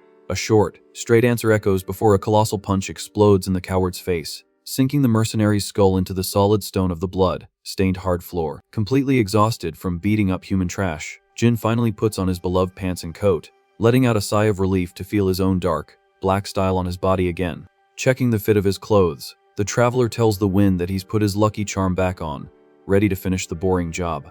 Walking to the front of the children's cell, our MC asks for an extra minute of patience before he blows the cage lock with his bare chest and gets everyone out of there alive. Full of hope, the little victims press their faces against the bars, sighing with relief and eternal gratitude to see the guard monster finally dead and stretched out on the cold concrete floor. Explaining his sudden disappearance, Jin enters the messy chief's office, stating that releasing prisoners without proof of their official crimes is a sign of chronic stupidity for real guards and justice. Rummaging through wooden drawers, the platinum-haired man finds old paper scrolls and keys in a hidden corner, hitting the jackpot of local corruption.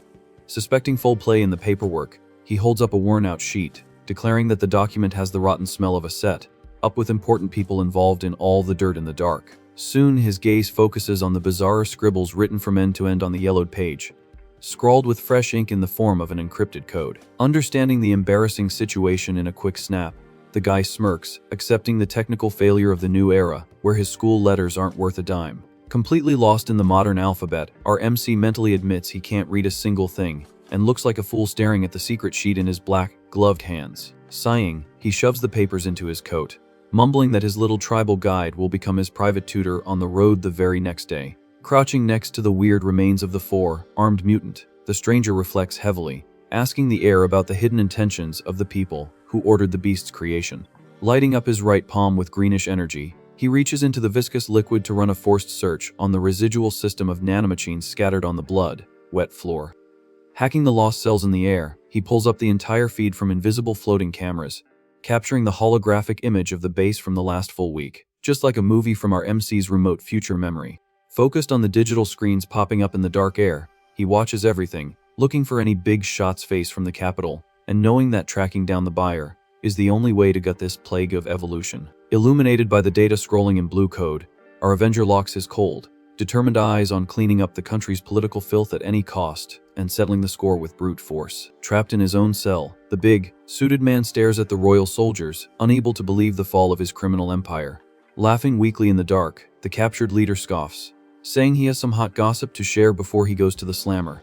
With his eyes gleaming with malice, the boss guarantees that soon the entire kingdom will burn in a gigantic surprise. Outside, under the morning sun, our boy stares at the city's main square, processing the night's damage. Surrounded by beautiful stone and wood houses, the street is already starting to fill with merchants opening their stalls early. Full of life, the crowded little square of curious civilians watches the guard team tie up the bandits in a long single-file line.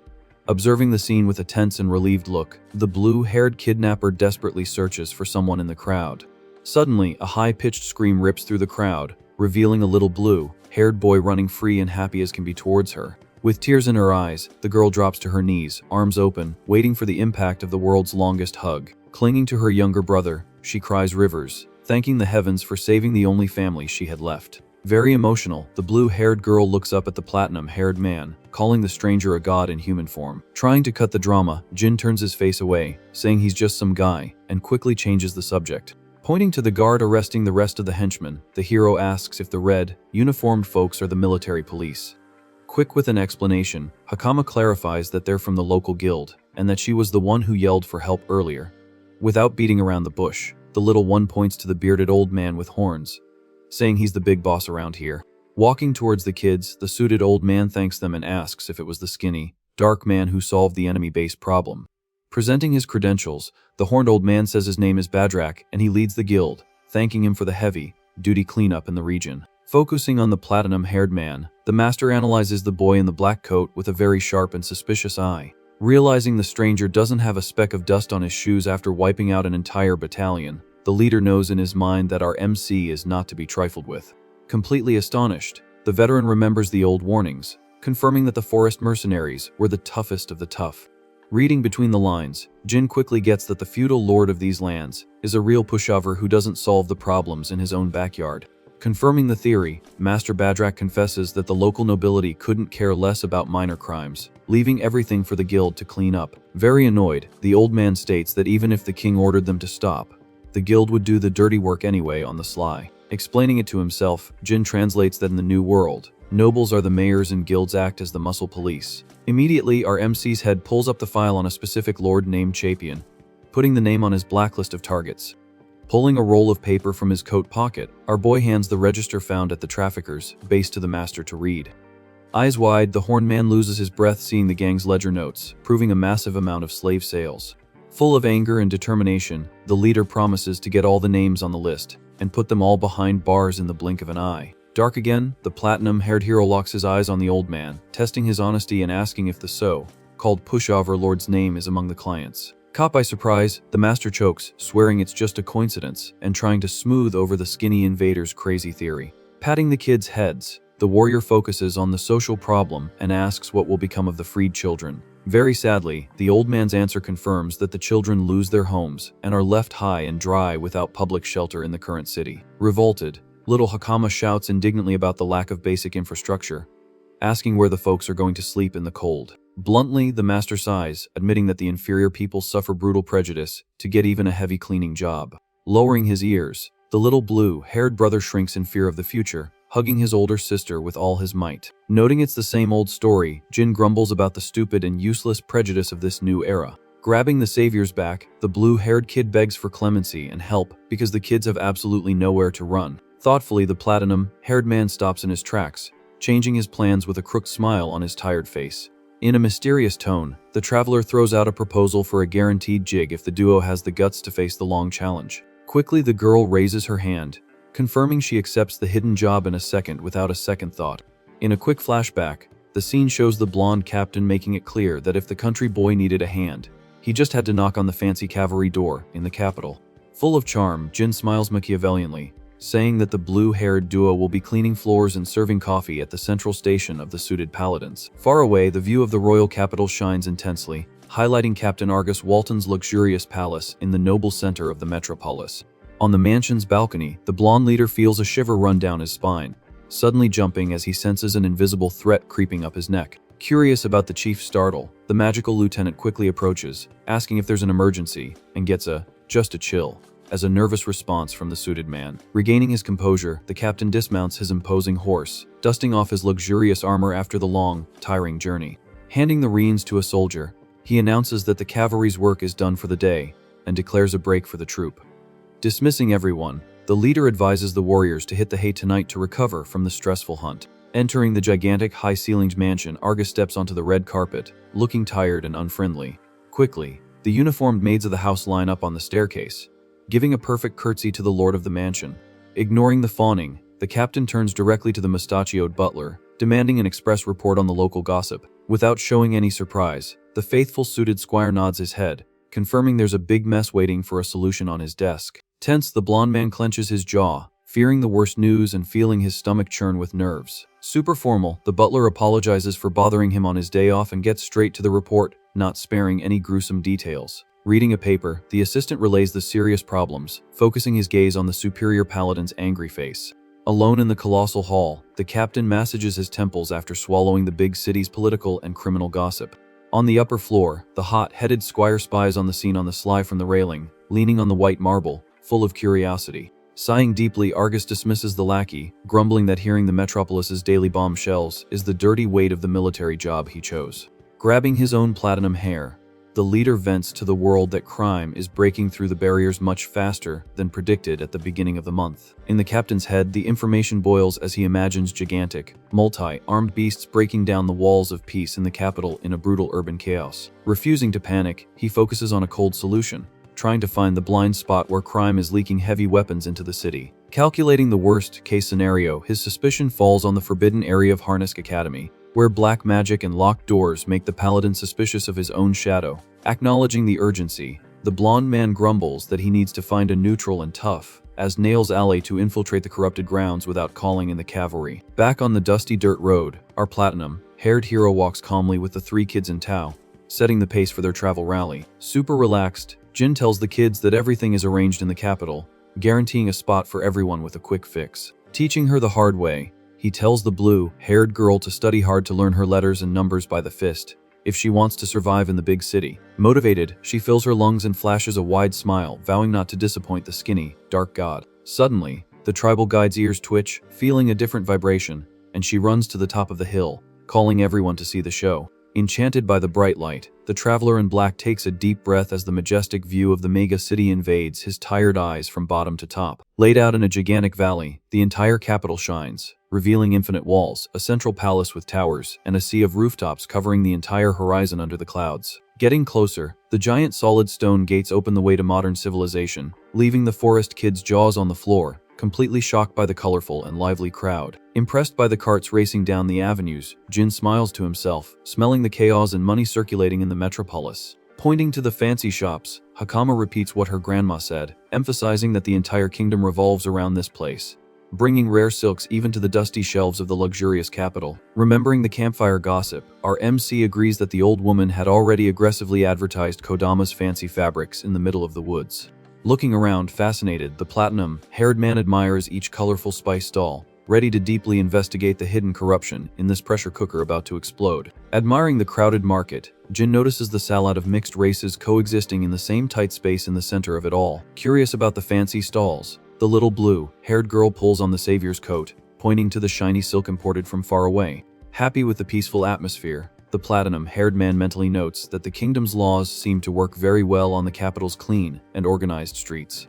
Right after, his dark intuition pings, suggesting that under the surface, corruption must be running rampant like an invisible poison. Suddenly, the scene shifts to some weirdos in a poorly lit alley, conspiring some dirt against the big city's public order. Without taking his eyes off the street, the boy sighs heavily, thinking that every era raises its own villains from the dust, no matter how much society improves. Changing the subject in the middle of the rally, he asks what day the admission test for the highly sought after academy for the kingdom's children will be held. Focused on the calendar, little Hakama counts on her fingers, saying there are exactly 3 days left and that the deadline is super tight for the platinum-haired man to read the books in time. Right at that moment, a rich blonde girl passes by, throwing a barb, complaining about bumping into some inferior, mixed-breed scum in the middle of the fancy square. Ignoring the rude Barbie, the group continues walking until they reach the door of a giant brick and wood inn. Leaping onto the soft bed in the room, the two siblings almost cry with joy, smelling clean sheets for the first time in a long time. Leaning against the window, the traveler relaxes his shoulders, genuinely happy to have crossed the entire map while keeping his promise not to let the kids perish in the woods. After the initial relief, reality hits hard, reminding him that sleeping under a fancy roof has a very high cost of living in the noisy metropolis. Shaking the small pouch of coins won from the bandit's reward, he feels the weight decreasing worryingly in his gloved hand. Completely down to earth, the blue-haired girl warns that the guild money won't cover the luxurious rent forever in this city of coin suckers. Focused on the tight budget, our MC lays it on the line, saying he needs to enroll the kids quickly and find a profitable gig before his wallet dries up completely. Soon, the central plan resurfaces in his head, indicating that infiltrating the Magic Academy to investigate the villain's whereabouts would only be possible through the front door. Calculating the worst-case scenario, the hero sighs deeply, remembering Captain Argus's warning that the place was fortified to the teeth against tough as nails night intruders. Deciding on the academic route, Jin questions the prodigy girl about what the official path would be for someone to pass the written exams of the super competitive place right away. Without a second thought, the little one points out that the rich hire expensive tutors, but the broke folks frequent the dusty corridors of the Royal Public Library. Excited by the free option, he agrees that burying his face in books is the only smart way to master modern reading in time and understand the bureaucratic workings of the place. Immediately, the tribal kid throws a bucket of cold water on his plans, warning that her entire village had to do a massive fundraiser to afford her rare study books in the woods. Shocked by the inflated value of basic knowledge, the man in black curses the tremendous inequality demanded in this new era. Confirming the bizarre elitism, Hakama gets straight to the point, stating that reading a measly pamphlet here in the capital was a privilege of blue bloods and rich nobles. Defeated by the system's bureaucracy, the platinum-haired man collapses into his chair, questioning where he's going to find cash to rent the era's darn dictionaries. Very practical, the little one reminds him that the central building has free wings if a citizen has the guts to endure the funereal silence of the cold rooms. Igniting a spark of hope, Jin finds the suggestion excellent, planning to spend the night devouring entire encyclopedias about the history and dangers of the new mutant civilization. Focused on finding Kagura's lost lab, the boy knows that the secret blueprints of the deadly facilities must be lying around in the library's archives. Cutting his buzz comically, the horned receptionist from the guild laughs nervously, throwing a wrench in our skinny dreamer's all-nighter plans. Full of patience, the cute lady warns that the book collections are protected like gold by the government, so there's no free, for all for the round-eared common folk to take a stroll. Destroying the group's last spark of faith, the secretary decrees that only VIP students from Harnisk and nobles of the crown have the golden pass to step into the capital's high security historical shelves room. Feeling life's irony, the platinum-haired man agrees with the restriction, laughing internally at being a semi-illiterate person forbidden from touching a book precisely when he needed to decipher an urgent secret blueprint. Sad but not defeated, he confesses to having studied a bit of the new crooked letters and decrees that the mysterious academy will be the golden step to solving the corrupted country's mess for good. Standing in the middle of the alley, the traveler crosses his arms, asking what the next step will be, while a strange shadow crosses the dark background, stealthily watching their movements. In a quick snap, the guy recognizes the gossips, saying they're from the group that started trouble nearby the day before, plotting cheap revenge. Suddenly, one of the thugs blocks Jin's path, demanding a verbal toll in front of the kids, who are ready to run if the fight gets nasty in the dark corridor. Without leaving room for a dumb dialogue, the dog-eared bandit lunges forward, punching straight at the hero's face with all his might, thinking he would knock out the platinum-haired man in one quick surprise blow. Like a concrete wall, Jin catches the scoundrel's dirty fist in mid-air, blocking the impact with the calmness of someone stretching their arms on a clear morning. With a smile that would scare the devil, the traveler twists the criminal's hand, cynically commenting that he found the capital's streets to be as fortified as a high-clearance military fortress. Trying to yank his arm away, the animal man breaks into a cold sweat, realizing too late that he crossed the wrong demon in the alley forgotten by the day guard. Losing patience, one of the cowardly henchmen prepares a burning fire magic from back of the alley, aiming with total cowardice to toast the platinum-haired stranger into a flaming ball in the midst of innocent people. Twisting his hips at high speed, Jin breaks free from the initial punch, facing the orange light of the bright flame reflecting on his dark coat in the narrow stone street. Immediately, the magic explodes, throwing giant flames and kicking up dust over the rooftops, terrifying the tribal girl who trembles behind the commotion. Laughing insanely, the werewolf congratulates the stranger on his reflexes, praising the skinny guy's raw ability to survive their first nasty hit in the bustling capital. Annoyed as heck, the platinum-haired man furrows his brow, questioning if these idiots unleash firepower right under the crown's nose in broad daylight without fear of the heavy royal police knocking on their door, guns blazing. Completely cynical, Jin shrugs, asking which frustrated big shot sent the gang to do the dirty extermination work in an empty alley in the middle of the bright afternoon. Reading the henchman's pathetic reaction, the warrior figures out the puzzle, revealing that his skinny presence in the metropolis stirred up a big hornet's nest hidden within the area's rotten nobility. Smiling sadistically, the street wolf threatens that Jin's life in the city has become a game of cat and mouse, warning that every corner could hide a deadly and cowardly stab. Laughing in the werewolf's face, the traveler takes 2 steps forward, mocking the cute threat, and swearing he only really worries when he crosses someone as strong as himself. In a violent flash, the platinum-haired man's punch explodes, tearing through the wind before the bandit can finish his tough guy pose in the old, smelly alley. Completely static with surprise, the mutt's eyes go wide, feeling the phantom impact crush the bones of his own ribs against the wall for good. Grabbing the henchman by the throat, the stranger slams the fool onto the cobblestones at the speed of light, crushing the human trash against the stones of the beaten, rubble-filled street. Spitting blood and pain, the werewolf howls in agony, feeling his own power evaporate before the absurd level of violence from the strange, worn-out clothed country boy. Mad with rage, the fire-eared sorcerer charges the nanomachines into a burning red ray, yelling curses and firing directly at the black hero's unprotected back in his haste. Dodging the scalding fireball, Jin glides like butter in a smooth step, feeling the heat graze his dark overcoat before focusing on the new hot prey of the moment.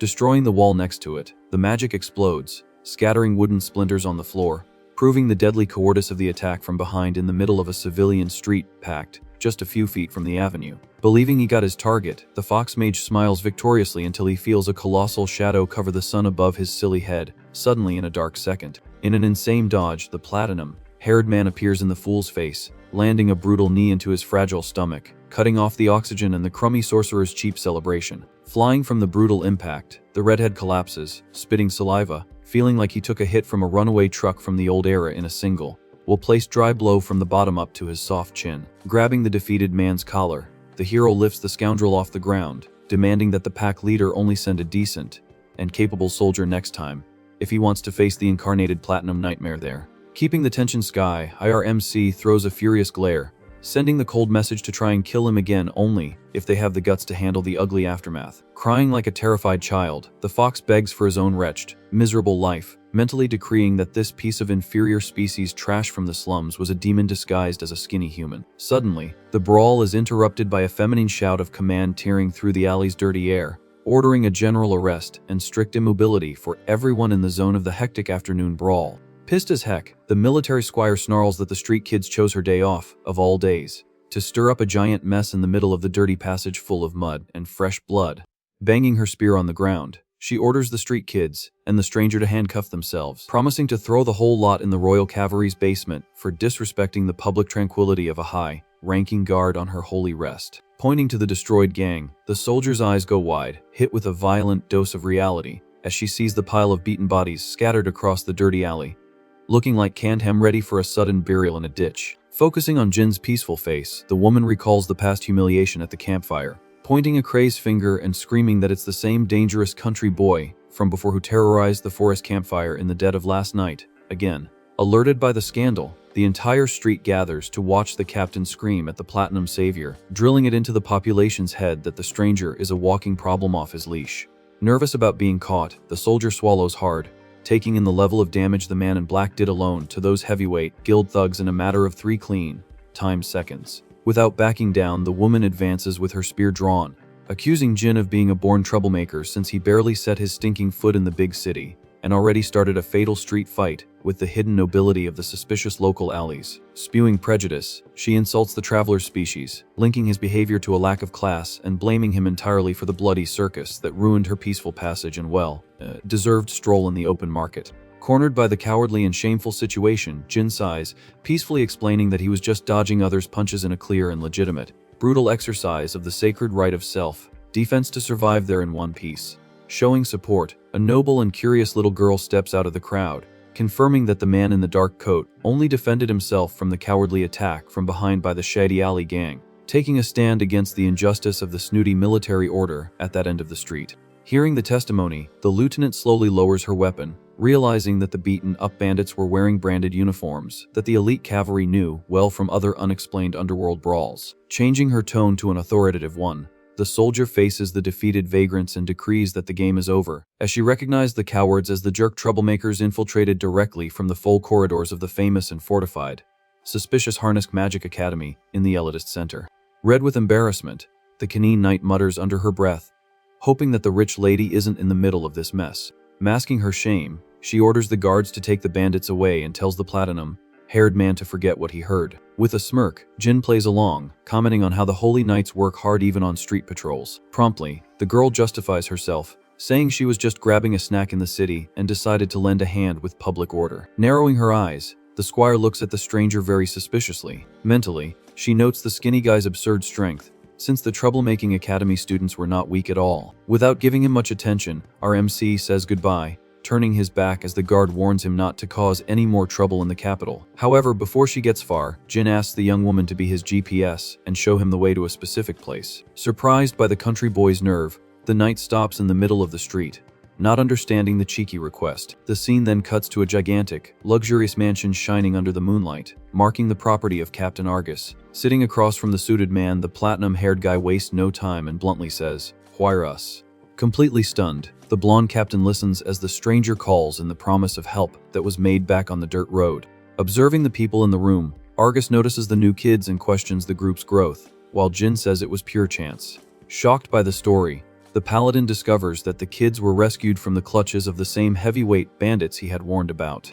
Curious about the mercenaries' fate, the blonde man hears that Jin beat the heck out of them and left the rest of the trash for the guild to clean up. Terrified, the captain processes the absurdity and wonders mentally if the skinny guy in black destroyed the criminal base all by himself. To change the subject, he questions the reason for bringing the girls, since they are orphans and branded as an inferior species in the city.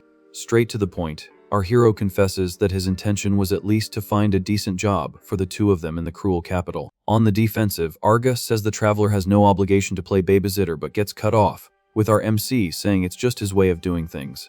True to his own principles, Jin declares that if he started the rescue, he'll see it through to the end, ensuring the kids' safety without doing a half-baked job. Faced with the firm speech, the blonde man and the squire exchange impressed glances at the honorable attitude of the man in the black coat. With their eyes shining with hope, the two siblings smile, feeling like they hit the jackpot with this tough guy savior. Giving in to the request, Argus accepts the children as servants to live in the mansion, eliciting screams of pure joy from the little ones. But the charity isn't free, and the captain's face turns serious, revealing a very clear condition to seal the deal. With a finger pointed, the big blonde man demands that Jin take on the role of an instructor, leaving the platinum-haired man looking dumbfounded, not understanding a thing. In the blink of an eye, the kids appear dressed in chick servant uniforms, looking incredibly cute. Satisfied with the look, the warrior crosses his arms, praising the new attire of the little workers. Full of gratitude, the two give a deep bow to Lord Argus, who immediately dismisses the formalities. To wrap things up, the captain warns the head housekeeper not to dare treat the newcomers with prejudice because of their race. Ready for the challenge, the house staff welcomes the siblings while our hero prepares for the real job he just accepted.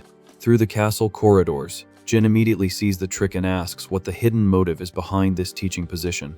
Being honest, the captain admits he doesn't know the stranger's past, but trusts his good character for a high-risk mission. Under the night view of the imposing Harness Academy, Argus drops the bombshell, revealing that our MC will go in as an undercover spy. Confused by the gravity of the matter, the warrior furrows his brow, demanding more details about this crazy secret agent story. Without beating around the bush, the blonde man explains that the country has become a target for various factions fighting for absolute power, making Jin curious about the king's whereabouts. Unfortunately, the monarch is on his deathbed, too sick, and the Cold War for the succession to the throne is already raging behind the scenes. To make matters worse, a bunch of people with no right to the crown are plotting bizarre schemes to seize the country by force. Furious with the cowardice, Argus reveals that the coup plotters are using the invading monsters and putting innocent lives in extreme danger. Quick on the uptake, the platinum-haired man connects the dots, realizing that the jerk slaver lord is just the tip of the iceberg among the traitors. In total agreement, the captain warns that danger is circling the capital, and they need to unmask the vermin's heady out urgently. A master of riddles, Jin concludes that the so-called Magic Academy has become the most suspicionist of snakes in the kingdom, and receives a positive nod. Just then, Argus knocks on the door of a chick room, announcing the group's entry to introduce a vital contact. Inside the luxurious room, the blonde man announces that the girl sitting there will be their official guide within the school walls. Full of poise, the blonde with crossed legs looks at the group as the captain introduces her as Milia, his younger sister. With a sharp gaze and a snooty attitude, the rich girl questions her brother about the presence of this bunch of country bumpkins in her room. Full of prejudice, Milia turns up her nose, asking if her brother is really going to put the infiltration on the back of an inferior species. Annoyed by her lack of manners, Argus scolds his younger sister, demanding immediate respect and reminding her that she's being way too much of a brat. Not backing down, the blonde swears she might tolerate the village kid but refuses to hand such a serious job to the skinny, dark man. Full of shame, the captain apologizes profusely to our hero, begging him to overlook the rich girl's rotten attitude. In pure mockery, Jin states that the so-called Kenny Knight is also loaded with prejudice, despite being a very talented warrior. Furious at the provocation, Milia gets up from her chair, snapping her fan shut forcefully and challenging the decisions of the Royal Guard's leader. With the rulebook in hand, she insists that the mission isn't just to spy, as the guy needs to actually teach classes like a certified professor. To test the stranger, the rich girl doubts his intellectual capacity and questions if the commoner has any aptitude for teaching advanced magic. At that moment, little Akama pulls on the savior's coat, whispering that he can't even read the alphabet, causing internal panic for the hero. Convinced she's won the debate, the noble crosses her arms, decreeing that hiring the bum is completely out of the question. In defense of her master, the tribal girl steps forward, guaranteeing that the platinum-haired man knows secrets that no one there has any idea about. Silenced by the child's argument, Milia shuts up for a second, rethinking her aggressive stance against the man in black. With her back to the group, the blonde yields a little, admitting that at least he has the brute force to keep the academy's kids in line. Even so, she locks eyes with the hero, warning that keeping rich teenagers in line requires much more than just big muscles. Suddenly, the room's door bursts open violently, and the Kenny Knight appears in the room, interrupting the tense atmosphere of the secret meeting. Straight to the point, the squire reveals that the troublemaking students from the alley were Milia's own lackeys, stirring up trouble in the city. Tired of the headache, the captain apologizes again, swearing to give his sister a monstrous scolding later, while our MC just ignores it. Focused on the mission, the rich girl wants to know what subject the skinny guy will teach, and hears from his own mouth that the topic will be spiritual magic. To confirm his resume, Argus points out that based on recent demonstrations, the stranger seems to be a true master of this type of power.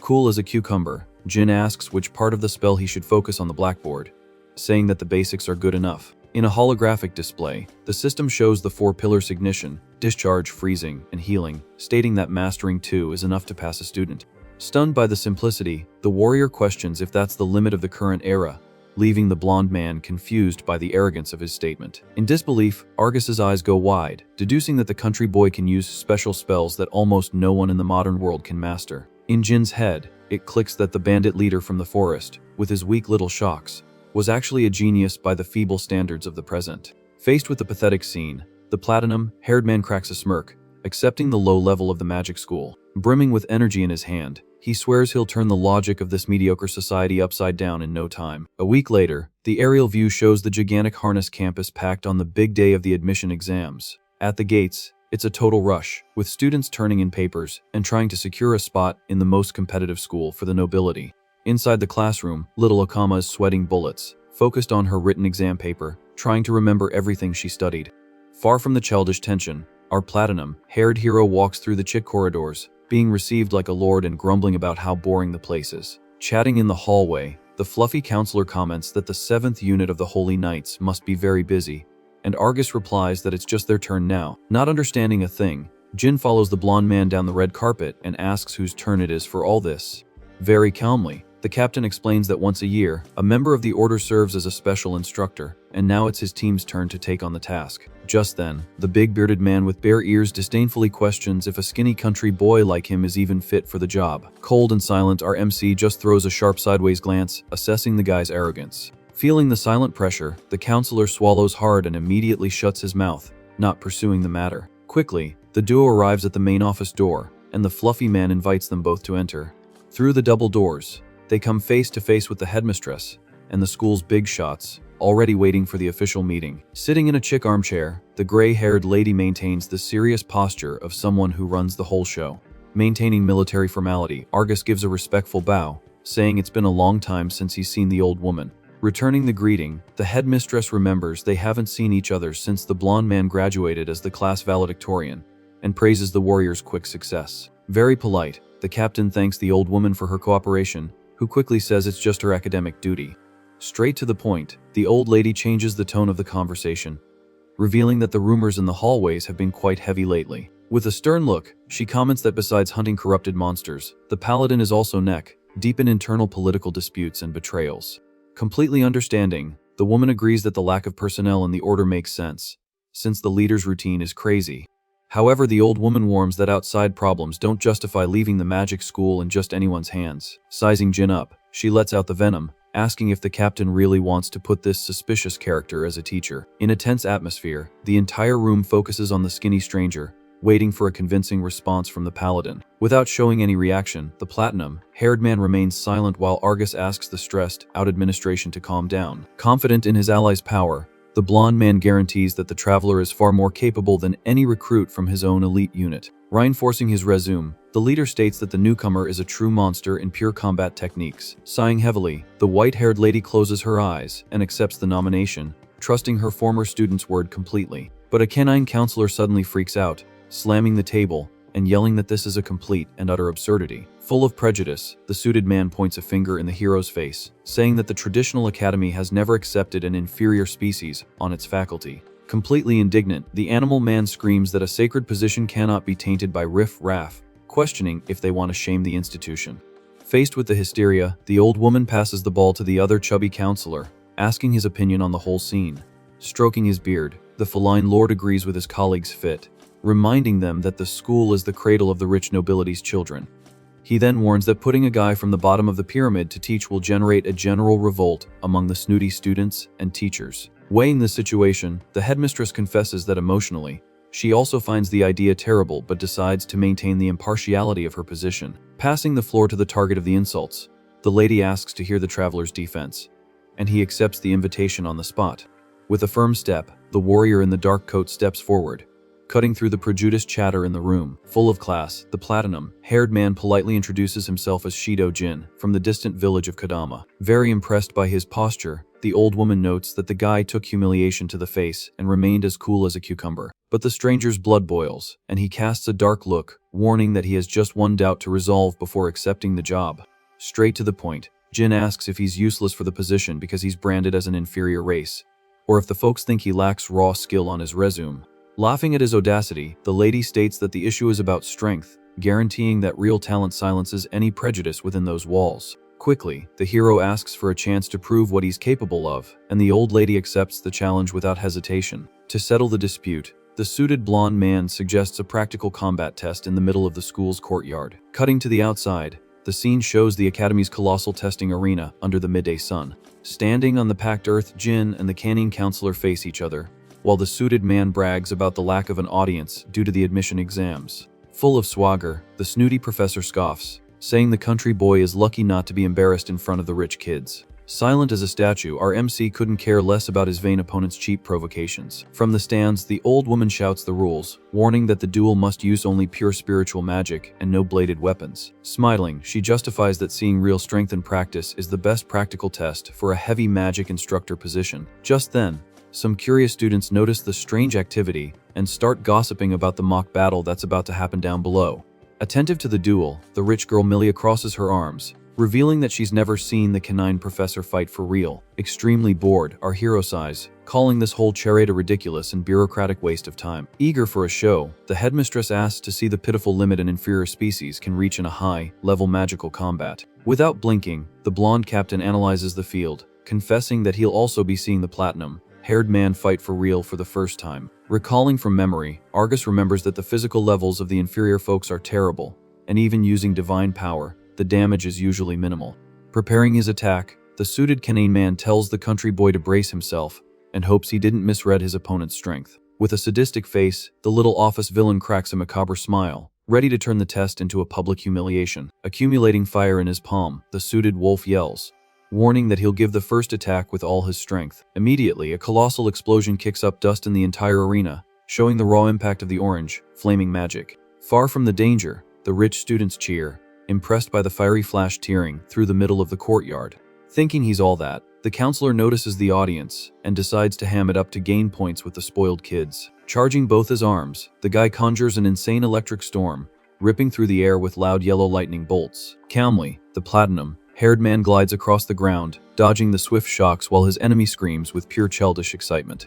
Without letting up, the cowardly professor mixes fire and lightning, trying to fry the stranger in every corner of the dirt field. Laughing arrogantly, the little villain accuses the hero of only knowing how to run, reaffirming his blind prejudice against his species. Full of himself, the Wani beast wolf yells that he may not be a holy knight, but he was once the great valedictorian of that famous school, flying with an absurd flaming aura. The guy decrees that the slum trash will never stand up to the intellectual elite. Faced with so much empty spectacle, Jin just lets out a tired grunt in the middle of the gray smoke. Blocking the flames, the warrior laments that the spiritual gift was created to heal the planet, not to hurt humans in a straight brawl. However, since there's no other way to prove his worth, the man in black assumes a combat stance, prepared to end the circus. In the blink of an eye, our MC's right palm accumulates a dense and incredibly threatening blue energy. Forming a miniature black hole, the traveler warns that he's going to show a small free sample of his true talent. Suddenly, the canine professor freezes in midair, feeling a deadly chill as the entire ground cracks beneath him.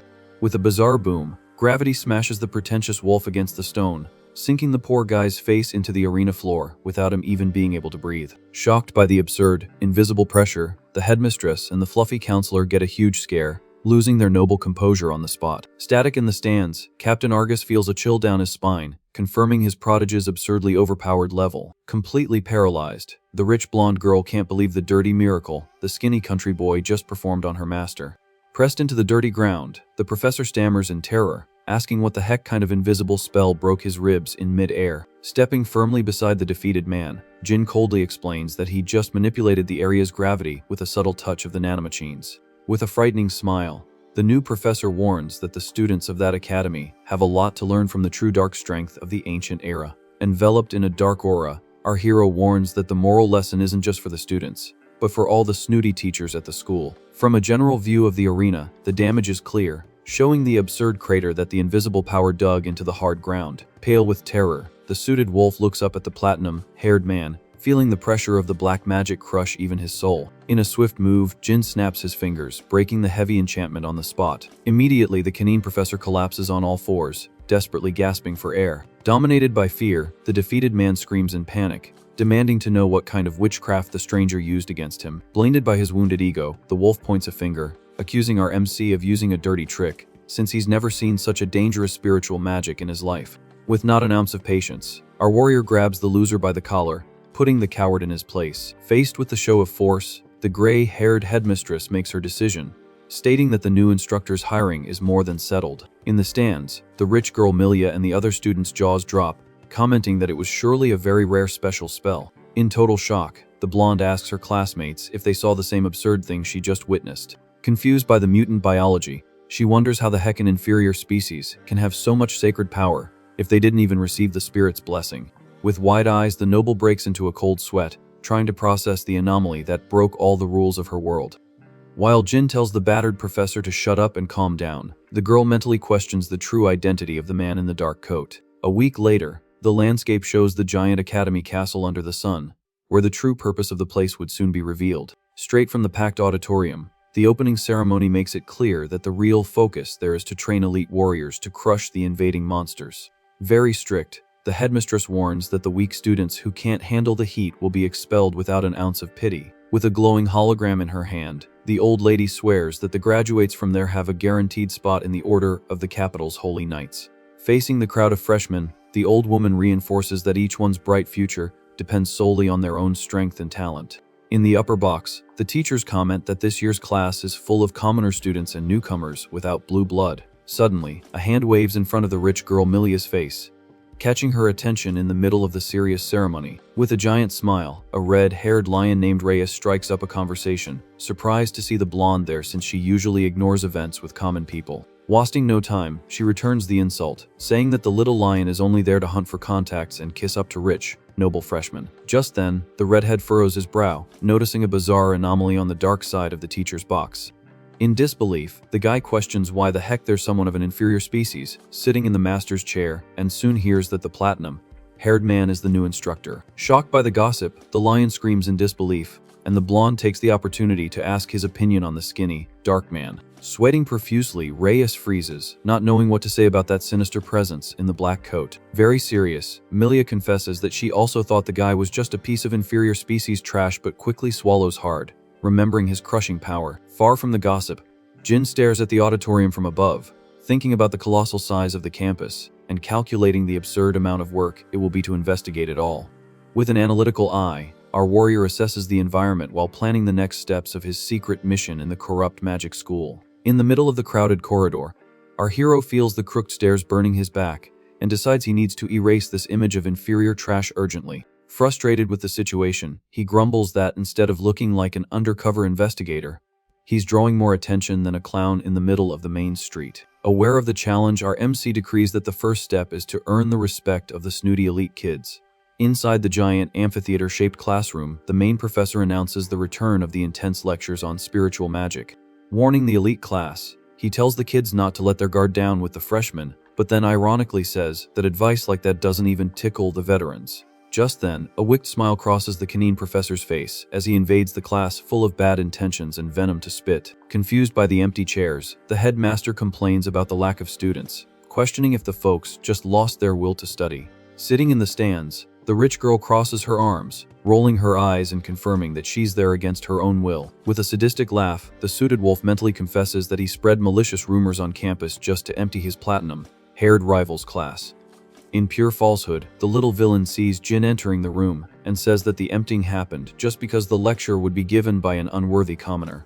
Feigning politeness, the wolf makes room at the pulpit, calling the stranger professor, and asking him to introduce himself to the handful of people there. Calm and unshaken, our warrior steps forward and reveals the name Shida Jin, maintaining his Dark Lord posture. Straight to the point, he announces that he'll be teaching spiritual magic for a while and hopes their teamwork will be fruitful for the season. Immediately, the little red-haired lion throws his legs up on the table and scoffs, asking if the skinny guy can really handle the heat of teaching a tough class. Without losing his composure, the platinum-haired man retorts with a sharp look, stating that the answer to that is something the class itself will have to find out the hard way. Leaving the choice free, Jin states that if the class seems useless, the door is right there, but the little lion just laughs at the warning. Changing his tone, the hero imposes a golden rule, forbidding the kids from using divine power against other people under any circumstances. Lighting a blue sphere in his hand, the impromptu professor explains that spiritual magic is used to stop the absurd healing of mutant monsters. To better illustrate, the scene shows the ancient technology melting the green core of a giant abomination on fulminant impact. During the tactical explanation, Jin reveals that the spell doesn't block human regeneration, causing only normal injuries, and throws the question of why into the air. Clenching his glowing fist, he answers it himself, stating that this weapon was forged in the past solely to crush colossal beasts. About to end his speech, the warrior looks at the rich girl Milia, imploring the new generation not to corrupt the vital purpose of the sacred force. Suddenly, a scandalous laugh cuts the silence, and the wolf professor calls the platinum-haired man an idiot, stating that raw power has no rules. With his hands on his head, the little villain scoffs, saying he came to watch the class, just to laugh at the rookie asking students not to use their own weapons. Spewing prejudice, the canine accuses the stranger of being afraid to be embarrassed in a real battle because he's too weak to take a punch. Following the professor's lead, the rich students start to whisper and laugh at our MC's face in the middle of the immense amphitheater. Tired of this bunch of vapid, spoiled teenagers, Jin lets out a heavy sigh, feeling a headache pound at the back of his neck. Casting a murderous glare at the suited wolf, the platinum-haired man challenges the guy to prove his supposed weakness right there on the podium. Caught by surprise, the rival's eyes go wide, hearing the stranger tell him to charge his most overpowered magic and shoot to kill. With open arms and a cynical smile, Jin makes a heavy promise, vowing to disappear from the academy forever if the cowardly attack draws a single drop of blood from his body. Taking the bait immediately, the snooty professor cracks a giant smile, believing he's won the day and his cocky rival's swift dismissal. With a spear of lightning charged in his hand, the wolf tells the platinum-haired man not to cry with regret, because there's no going back from this stupid challenge. Without moving a muscle, Jin awaits the blow while the headmaster panics, screaming for the lunatic to stop before the whole room turns to dust. Completely insane and ignoring the student's safety, the villain hurls the electric spear with maximum force, yelling for his opponent to swallow the damage. Fast as a rocket, the yellow flash crosses the room straight for our dark-coated warrior's motionless face. With a deafening boom, the lightning explodes, raising a curtain of black smoke and sending debris flying everywhere on the wooden stairs. Very satisfied with the show of destruction, the cowardly wolf smiles arrogantly, thinking he fried the audacious country boy to a crisp. Suddenly, a sharp beam of black light cuts through the smoke, deflecting the giant electric spear and breaking the enemy's magic right in the middle. Like a deadly boomerang, the deflected projectile grazes the canine professor's ear and shatters the wall behind him with a frightening impact. Sweating buckets and nearly having a heart attack, the little villain feels a chill down his spine, understanding that death just kissed his neck in that crazy millisecond. Emerging unscathed from the dust with his eyes glowing blue, our hero coldly warns that if he wanted to, he would have returned the attack straight to the guy's cowardly face. Summoning hexagonal shields at his fingertips, the platinum-haired man states that judging a book by its cover in this chaotic world is the perfect recipe for a coffin. After the shock, the little red-haired lion freezes in his chair, unable to believe the precision of the counterattack, questioning out loud if that was really healing magic. Facing the scared professor trembling in his boots, Jin turns the tables verbally, reminding him that he took insults all morning but just proved to be 1,000 times superior. Pointing the glowing energy towards his rival, the hero delivers the ultimatum, asking what title they should call him now, and promising to give the answer by force if the guy gets it wrong. Standing at the podium, the platinum-haired man assumes the posture of a master with a confident smile, calling himself Professor. Without missing a beat, he questions if the canine professor knows the real conditions to activate spiritual magic. With a serious look, our hero demands an immediate answer, throwing it in the villain's face that he just tried to kill him. Completely lost, the wolf stammers, asking if the trick doesn't just depend on imagination during a fight. To demonstrate the theory, the rival creates a flame in his hand, saying you just need to focus the divine power and project the image. Straight to the point, Jin agrees that visualization helps but lays it on the line, warning that this isn't the activation rule. Summoning his own bluish light, the warrior explains that the nanomachines need to receive a specific wave frequency. Faced with his opponent's dumbfounded look, our MC reveals the secret existence of 8 mental wavelengths. On the invisible blackboard, he lists the classic magics of fire, lightning, wind, and ice, warning that the whole class already knows this. However, the entire room is left speechless when the new instructor announces that the spell menu has extra power. In an absurd demonstration, he creates a heavy gravity black hole and then a blinding flash in his palms. Playing with the laws of physics, the man in the dark coat manipulates the atmospheric pressure, just like he did in the duel outside. Closing the practical lesson, a perfect cubic shield appears, illuminating the traveler's serious face. Completely hysterical, the suited wolf screams, asking if the stranger can use all 8 types of magic at once. Smiling cynically, Jin creates a spark and returns the lesson, warning that just as the lightning became a spear, imagination dictates the form of the spell.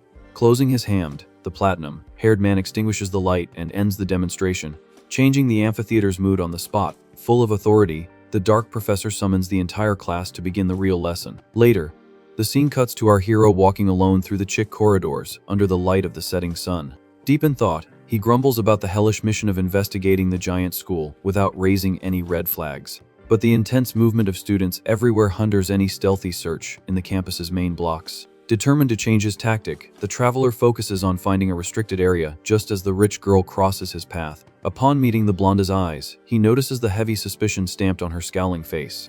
Without beating around the bush, Milia stops in front of the master, demanding to know who the stranger is behind this little act. Bluntly, the noble states that he was never a common commoner, and Jin agrees with the accusation, flashing an ironic smile. Crossing her arms, she decrees it's impossible for an inferior species to handle all the magical elements so easily. A smooth talker, the hero says anyone can do it by changing the frequencies, but the girl tells him to stop lying. With sharp reasoning, the blonde retorts that if it were that easy, the entire school wouldn't be drooling in shock.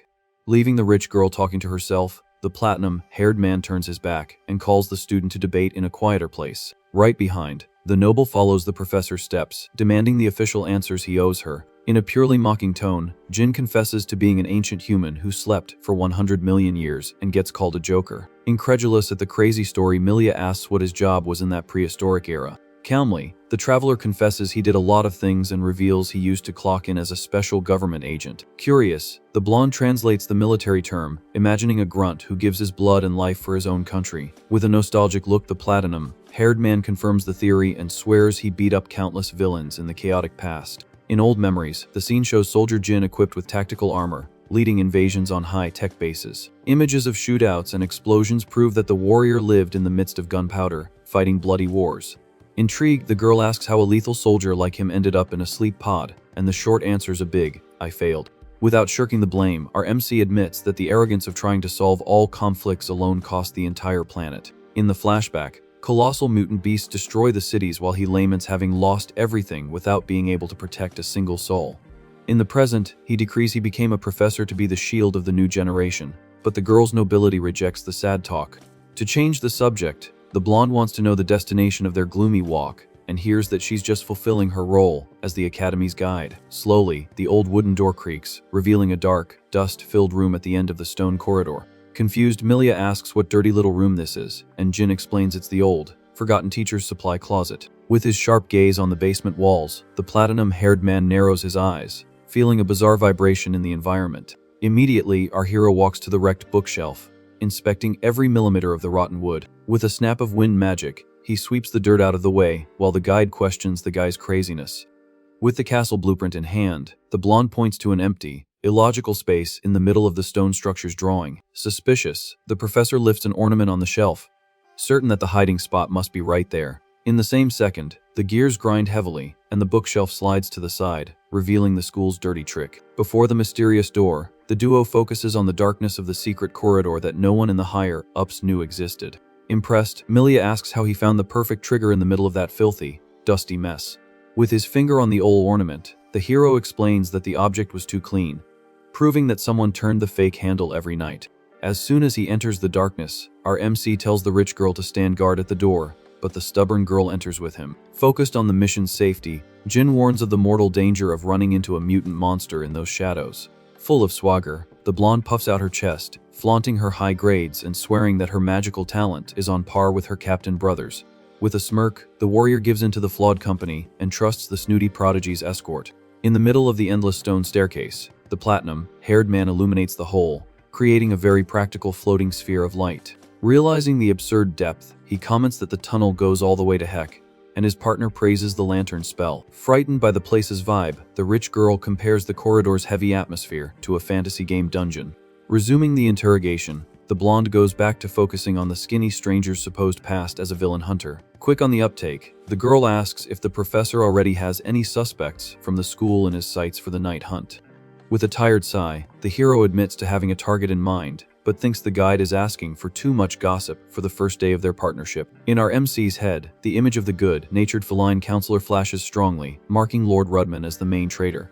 Curious about the choice, Milia asks for details, and Jin lays it on the line, saying the fluffy guy pretends to be friendly but his mind is blank in the corners. Through psychological reading, the platinum-haired man states that the chubby guy has the exact profile of a pawn being forced to do the criminal work. Surprised, the rich girl confesses she blamed the whole conspiracy on the scandalous wolf who took a nasty beating in the arena. Finding the guess amusing, the warrior dismisses the canine professor, calling the guy too dumb and explosive to pull off a smooth scheme like that. Suddenly, the floor ends, and the hero raises his hand, asking for silence at the end of the terrifying tunnel. Under the magical light, the duo discovers a colossal and absurd cave dug right under the foundations of the Noble Academy. Confused by the pharaonic work, Jin questions what the heck this is, while the blonde points, trembling, at the giant metal structure. Shocked by the twist of fate, the traveler's eyes go wide, admitting he never planned to stumble upon the base so quickly. Right in front of them, a gigantic reinforced steel vault door guards the armored secrets of the ancient world.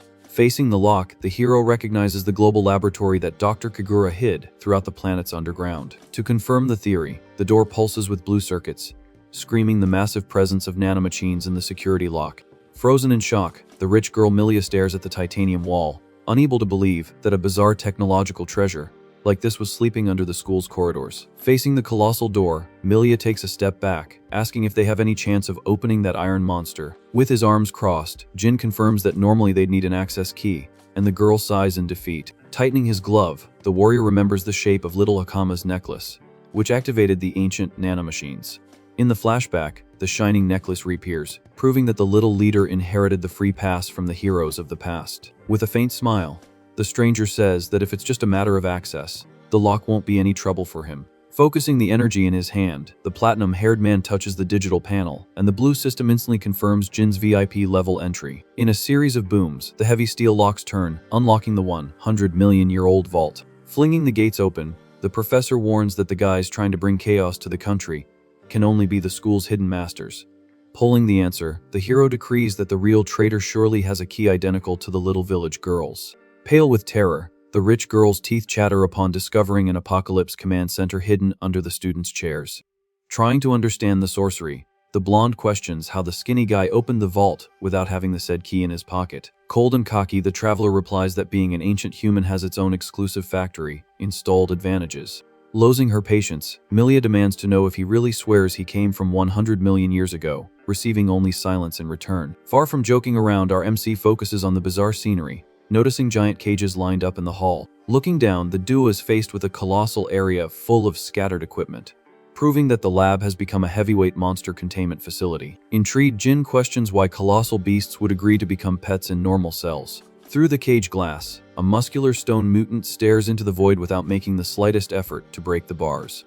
Connecting the dots, the hero remembers the monsters tamed by the Tallbooth gang and states that the bandits were using the same suspicious containment. In front of a giant beast with several orange eyes, the warrior notices the strangeness of the corruptors, calm as monks. With her hands on her hips, the rich girl concludes that her brother, Captain Argus, was spot on about the academy hiding some thick dirt. Focused on solving the mess, the blonde pulls out her fan, suggesting they set an ambush in the room to catch the traitor red-handed. Cutting her off, our MC rejects the strategy, telling the girl to prioritize exterminating those monstrous beasts right away. Desperate, Milia screams, asking if the professor would rather let the coup leader escape scot-free through the front door. Trembling with anger, the student throws reality in his face, saying that the students upstairs will be the first targets if the cage is open. Evoking the royal guard, she argues that even her paladin brother prioritizes the people's safety over arresting the dirty boss. Sighing heavily, Jin admits that the kid's logic aligns perfectly with the code of honor of the heroes of the past. But the platinum-haired man narrows his eyes, warning that his dark instinct for disaster is pinging strongly in that macabre basement. Without beating around the bush, the stranger tells the rich girl to run upstairs and call Argus's army to seal off the campus for good. Scared but firm, the student turns her back and runs back through the dark tunnel to fulfill the urgent request. Alone in the metallic corridor, the professor stares at a bizarre sundial stuck on the damp stone wall, smelling ancient trouble. Staring at the sinister object, Jin hopes to quickly find the master clue that will decipher the complete mess stirred up in the present. Focusing on the clock, he notices the magical hands vibrating at an abnormal rhythm, pointing to something about to explode. Far away in the school courtyard, the wolf and feline counselors walk calmly among the students under the blue sky. Laughing nervously, the canine grumbles about his failure in the arena, admitting his tough guy reputation went down the drain. Freaking out and sparking, the big wolf blames the round-eared platinum-haired man for his own ruin and promises to screw the guy over. Completely indignant, the mediocre professor can't swallow that a skinny country boy can cast 8 types of magic at once with a straight face. Full of ego, he states that the newcomer is using a dirty trick and vows to expose the farce by force, no matter the cost. Trying to calm the lunatic, the headmistress and a female professor call the jerk's attention, asking him to stop his crazy act in the hallway.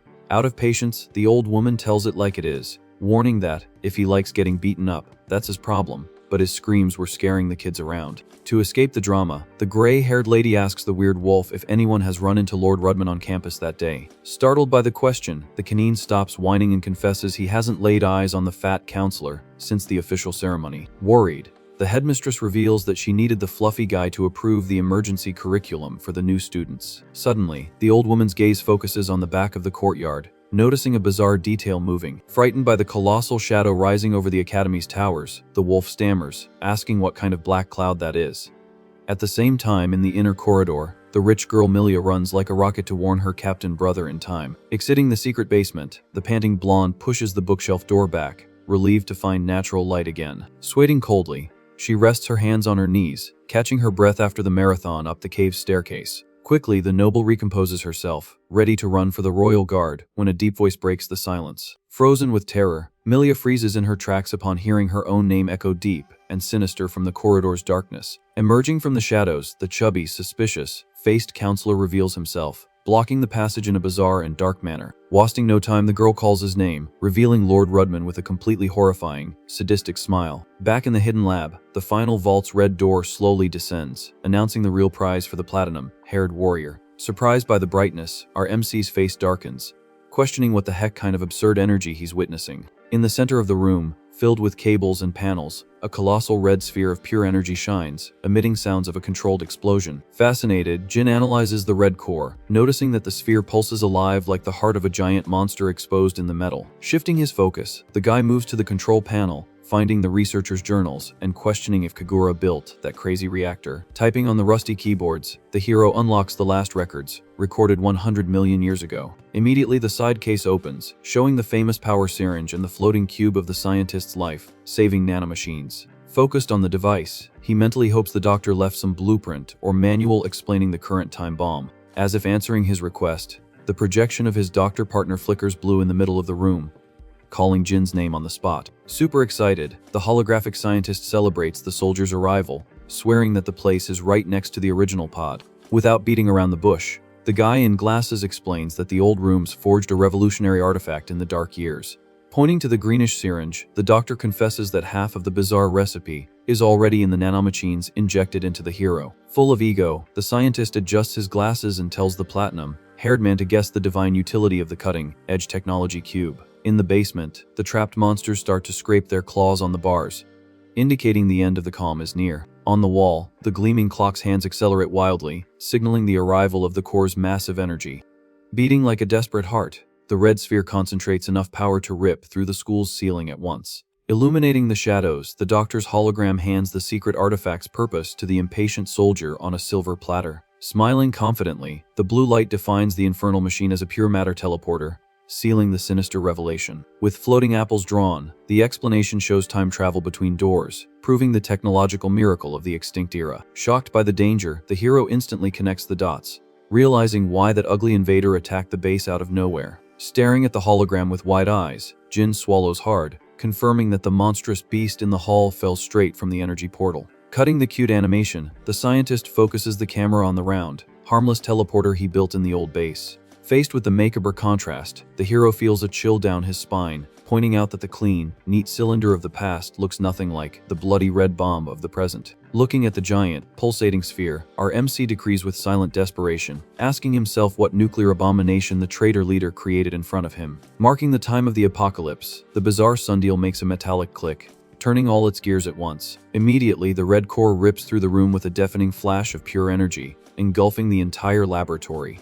Shielding his face with his arm, our warrior recoils from the impact of the light, mentally screaming about the portal's absurd strength. In the blink of an eye, the secret basement's cages glow intensely, confirming the start of the mutant nightmare on the surface. Roaring from within the bars, the colossal corruptors begin to vanish from sight, sucked in by the invisible rift. Banging the iron gates, the brutal beasts evaporate in the red light, leaving the dungeon completely empty and stinking of sulfur. Cutting to the surface, the magic soldier crosses the courtyard, screaming Captain Argus's name in complete desperation. Looking up, the suited blonde man just scowls, confirming that the entire royal capital has turned into a chaos zone. Far from an exaggeration, the city's blue sky has been torn open by a demonic red pillar, raining giant beasts upon the noble rooftops. At the academy, the rich girl Milia freezes in terror, digging her nails into the wall as she spots the evil presence blocking the exit stairs. Blocking the tunnel, the chubby Lord Rudman cracks a horrifying smile, greeting the noble with a sickening calm. With fire in her hands, the blonde snarls, demanding free passage and accusing the fake master of commanding all this filth from the shadows.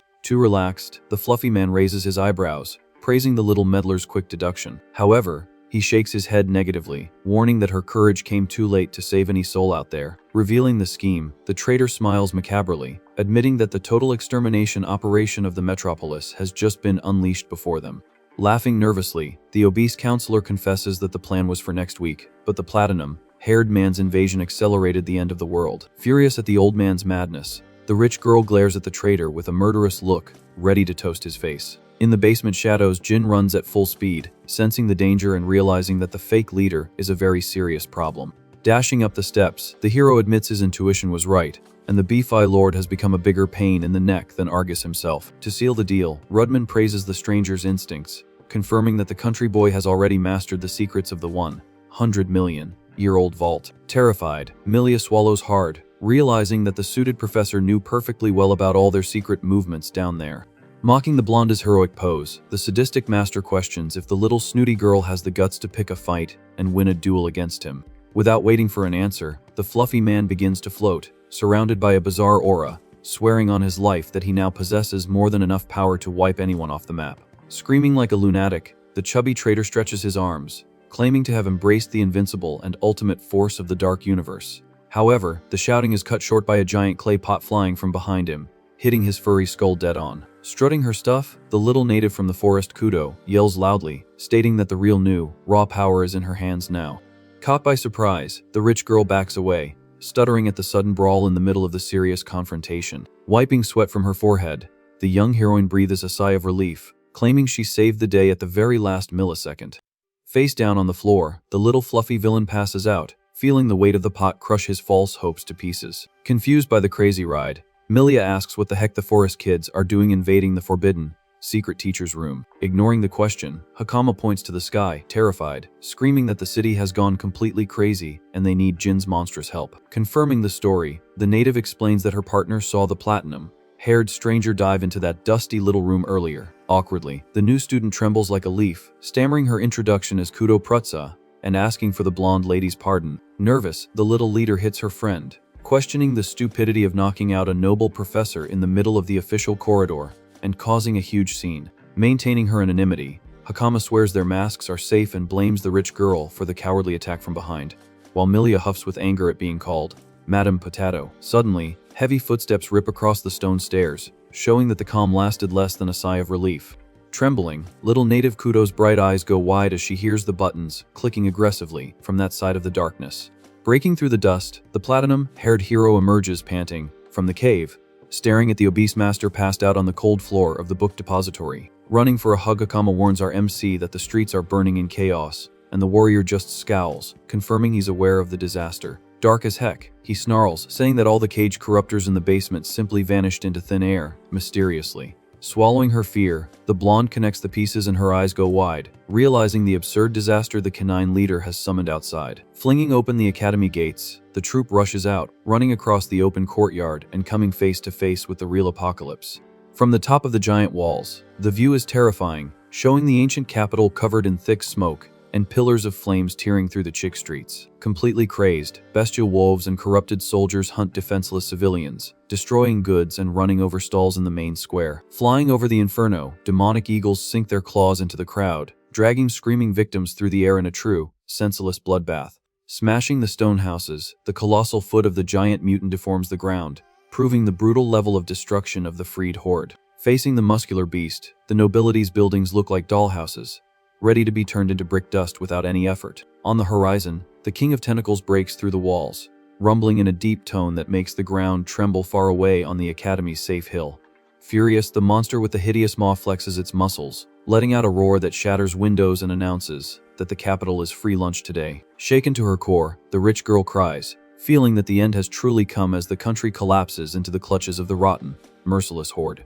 Pained by his own tactical error, the warrior clenches his fists, grumbling that he miscalculated the risks and should have sliced up the time machine down there before gossiping. Tugging at his clothes, little Akama screams, pointing her thin finger at a disaster approaching the center of the chaos at absurd speed. Charging bright energy in its giant mouth, the tentacled beast aims directly at the intact walls of the main palace, its hatred floating in the air. In the blink of an eye, the disgusting beast concentrates the golden magic, screaming before spitting pure death towards the defenseless royalty. Unstoppable, the scalding yellow beam rips through the smoke, cutting across the entire city, prepared to wipe out the heart of the kingdom in a single, cowardly, and definitive shot. Terrified by the deadly trajectory, the noble goes into shock, realizing that the entire royal family will be incinerated in a flash if that laser hits the strong castle. Pulling out Kagura's famous briefcase, Jin opens the lock forcefully, declaring he'll take the blame for his own dumb mistake right away and guaranteeing he can handle the impossible blow. Squeezing the syringe in his hand, his glove explodes in blue electric currents, releasing the sealed power of the Jurassic teleportation technology into his flesh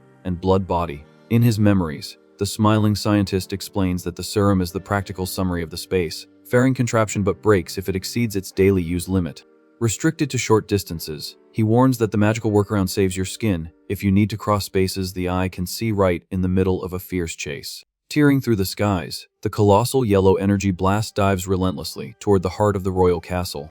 Immediately the warrior activates the syringe's power, turning into a beam of pure light that disappears from the courtyard, startling the girls. In the exact millisecond of impact, the platinum-haired hero appears in the air right in front of the palace towers, crossing the laser's path. With his palm open, he summons a gigantic hexagonal barrier, taking the destructive explosion on his bare chest and stopping the apocalypse in mid-air.